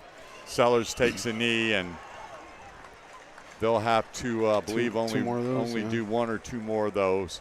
And again, I want to mention, look, all of the seniors, there's so many we could name individually. Chris Lofton, Carew Bates, we could go on and on and on. But I would be disingenuous not to say that watching Markel Townsend and the course of his entire career at AC Flora has been absolutely a pleasure, an honor. He's been an unbelievable player. And even though there will be more great players come along in the future for AC Flora, there will never be one quite like Markel. Yeah. I mean, there aren't a lot of Correct didn't take the knee. I mean, there aren't many football players that can do what he does on the field. Boy, this is tough. Yeah, there's no doubt about it. But this is the first time that a Florida team has gone 10-0 regular season. Yes. I believe this is the most wins. Because even when we won the championship 2 years ago, it was the COVID season, so we only had 7 regular season games. So, and then one short, so 11-0, I think. So Sellers takes the snap, kneels down, and South Florence is on the way to next week's state championship game, where they will play Northwestern of Rock Hill. The final score here tonight, South Florence 43, AC Flora 27. A sad ending to the year for the Falcons, but what a year it was. And there's not a player down there that, I know this is an old cliche, but there's not a player down there that's wearing the red with the blue helmets that has any reason to hang their head. They have been spectacular the entire year. Yeah. They happen to run into a great football team with the best quarterback in South Carolina. He showed it tonight. He showed why he's Shrine Bowl, showed why he's going to Syracuse, and it was just not. We just didn't have quite enough for him tonight. Yeah, no, he's fantastic. This is a really good team. The game next week is going to be amazing. Northwestern against South Florence. Absolutely.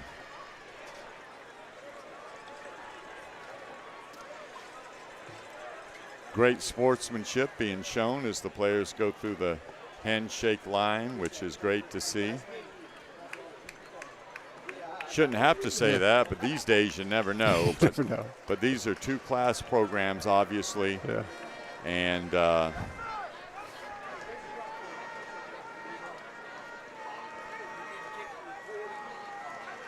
on this night, the better team won. Yeah. No, they're a really good team. I'd love to see them play again, but that's not how it works. It's not. This isn't best of 3. Yeah, that's right. So congratulations to the Bruins. But also congratulations to Ken Floyd and his Falcons for just an absolutely terrific year. Yeah, for sure. And and also a special thank you to Coach Andy Hallett and the Upstate Mavs and Midlands Mavs for sponsoring tonight's streams.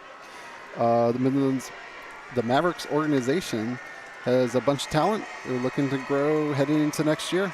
Visit them social media or visit upstatemavericks.org or andyhallettbaseball.com for more information. Well, I can vouch for the Mavs. They're a heck of an organization, but man, there's some obviously there's some very dejected, disappointed Flora football players down on the field there. I really feel for the seniors, obviously, but what a season they had. What a season. Yeah. So, I mean, the seniors who have played, well, I guess the last 4 years, for Flora. So 13-1 this year. Lost 2 games last year, each of them by 1 point. And then the year before that, undefeated for the championship. Year before that, we lost 1 game in regular season and then second round of the playoffs, I guess. So that's 5 losses in 4 years. 5 losses in 4 years. That ain't bad. Yeah. Oh, wait, no. 4 losses in. Hold on. Yeah, you're right. 5 losses in 4 years. 2-0, 2-1. Yeah.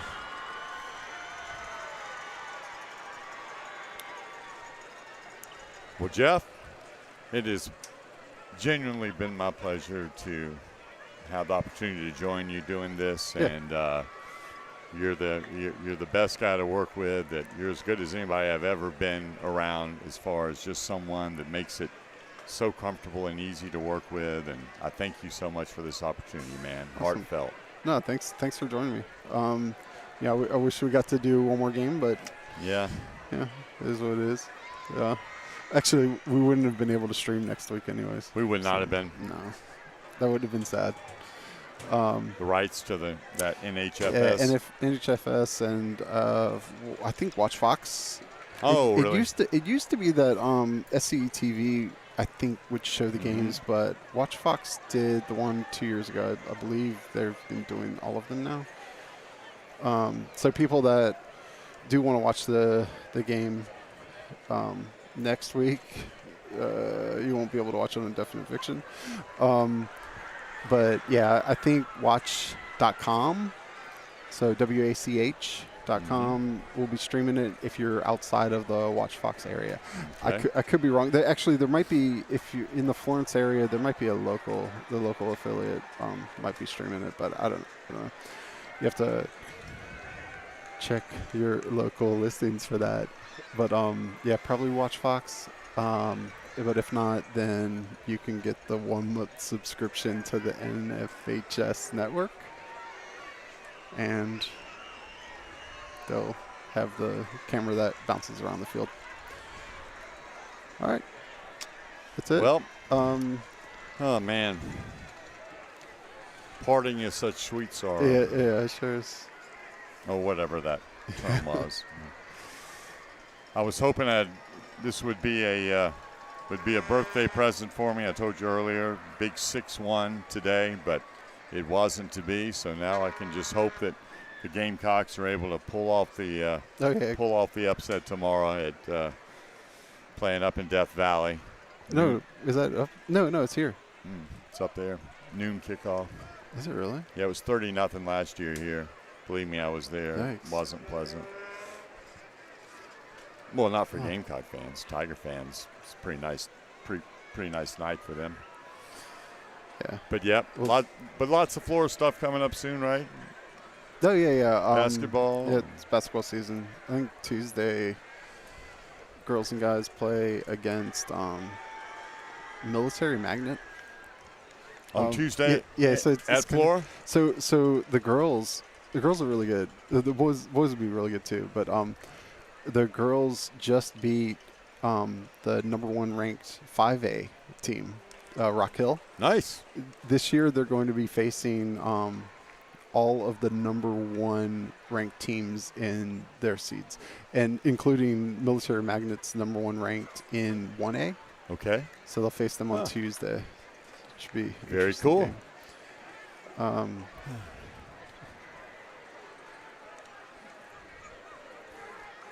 Yeah, and a lot of times basketball ends up being kind of a game time decision whether I can make it or not. Right. But should be there. Not sure what else. I guess I'll have highlight videos out at some point soon.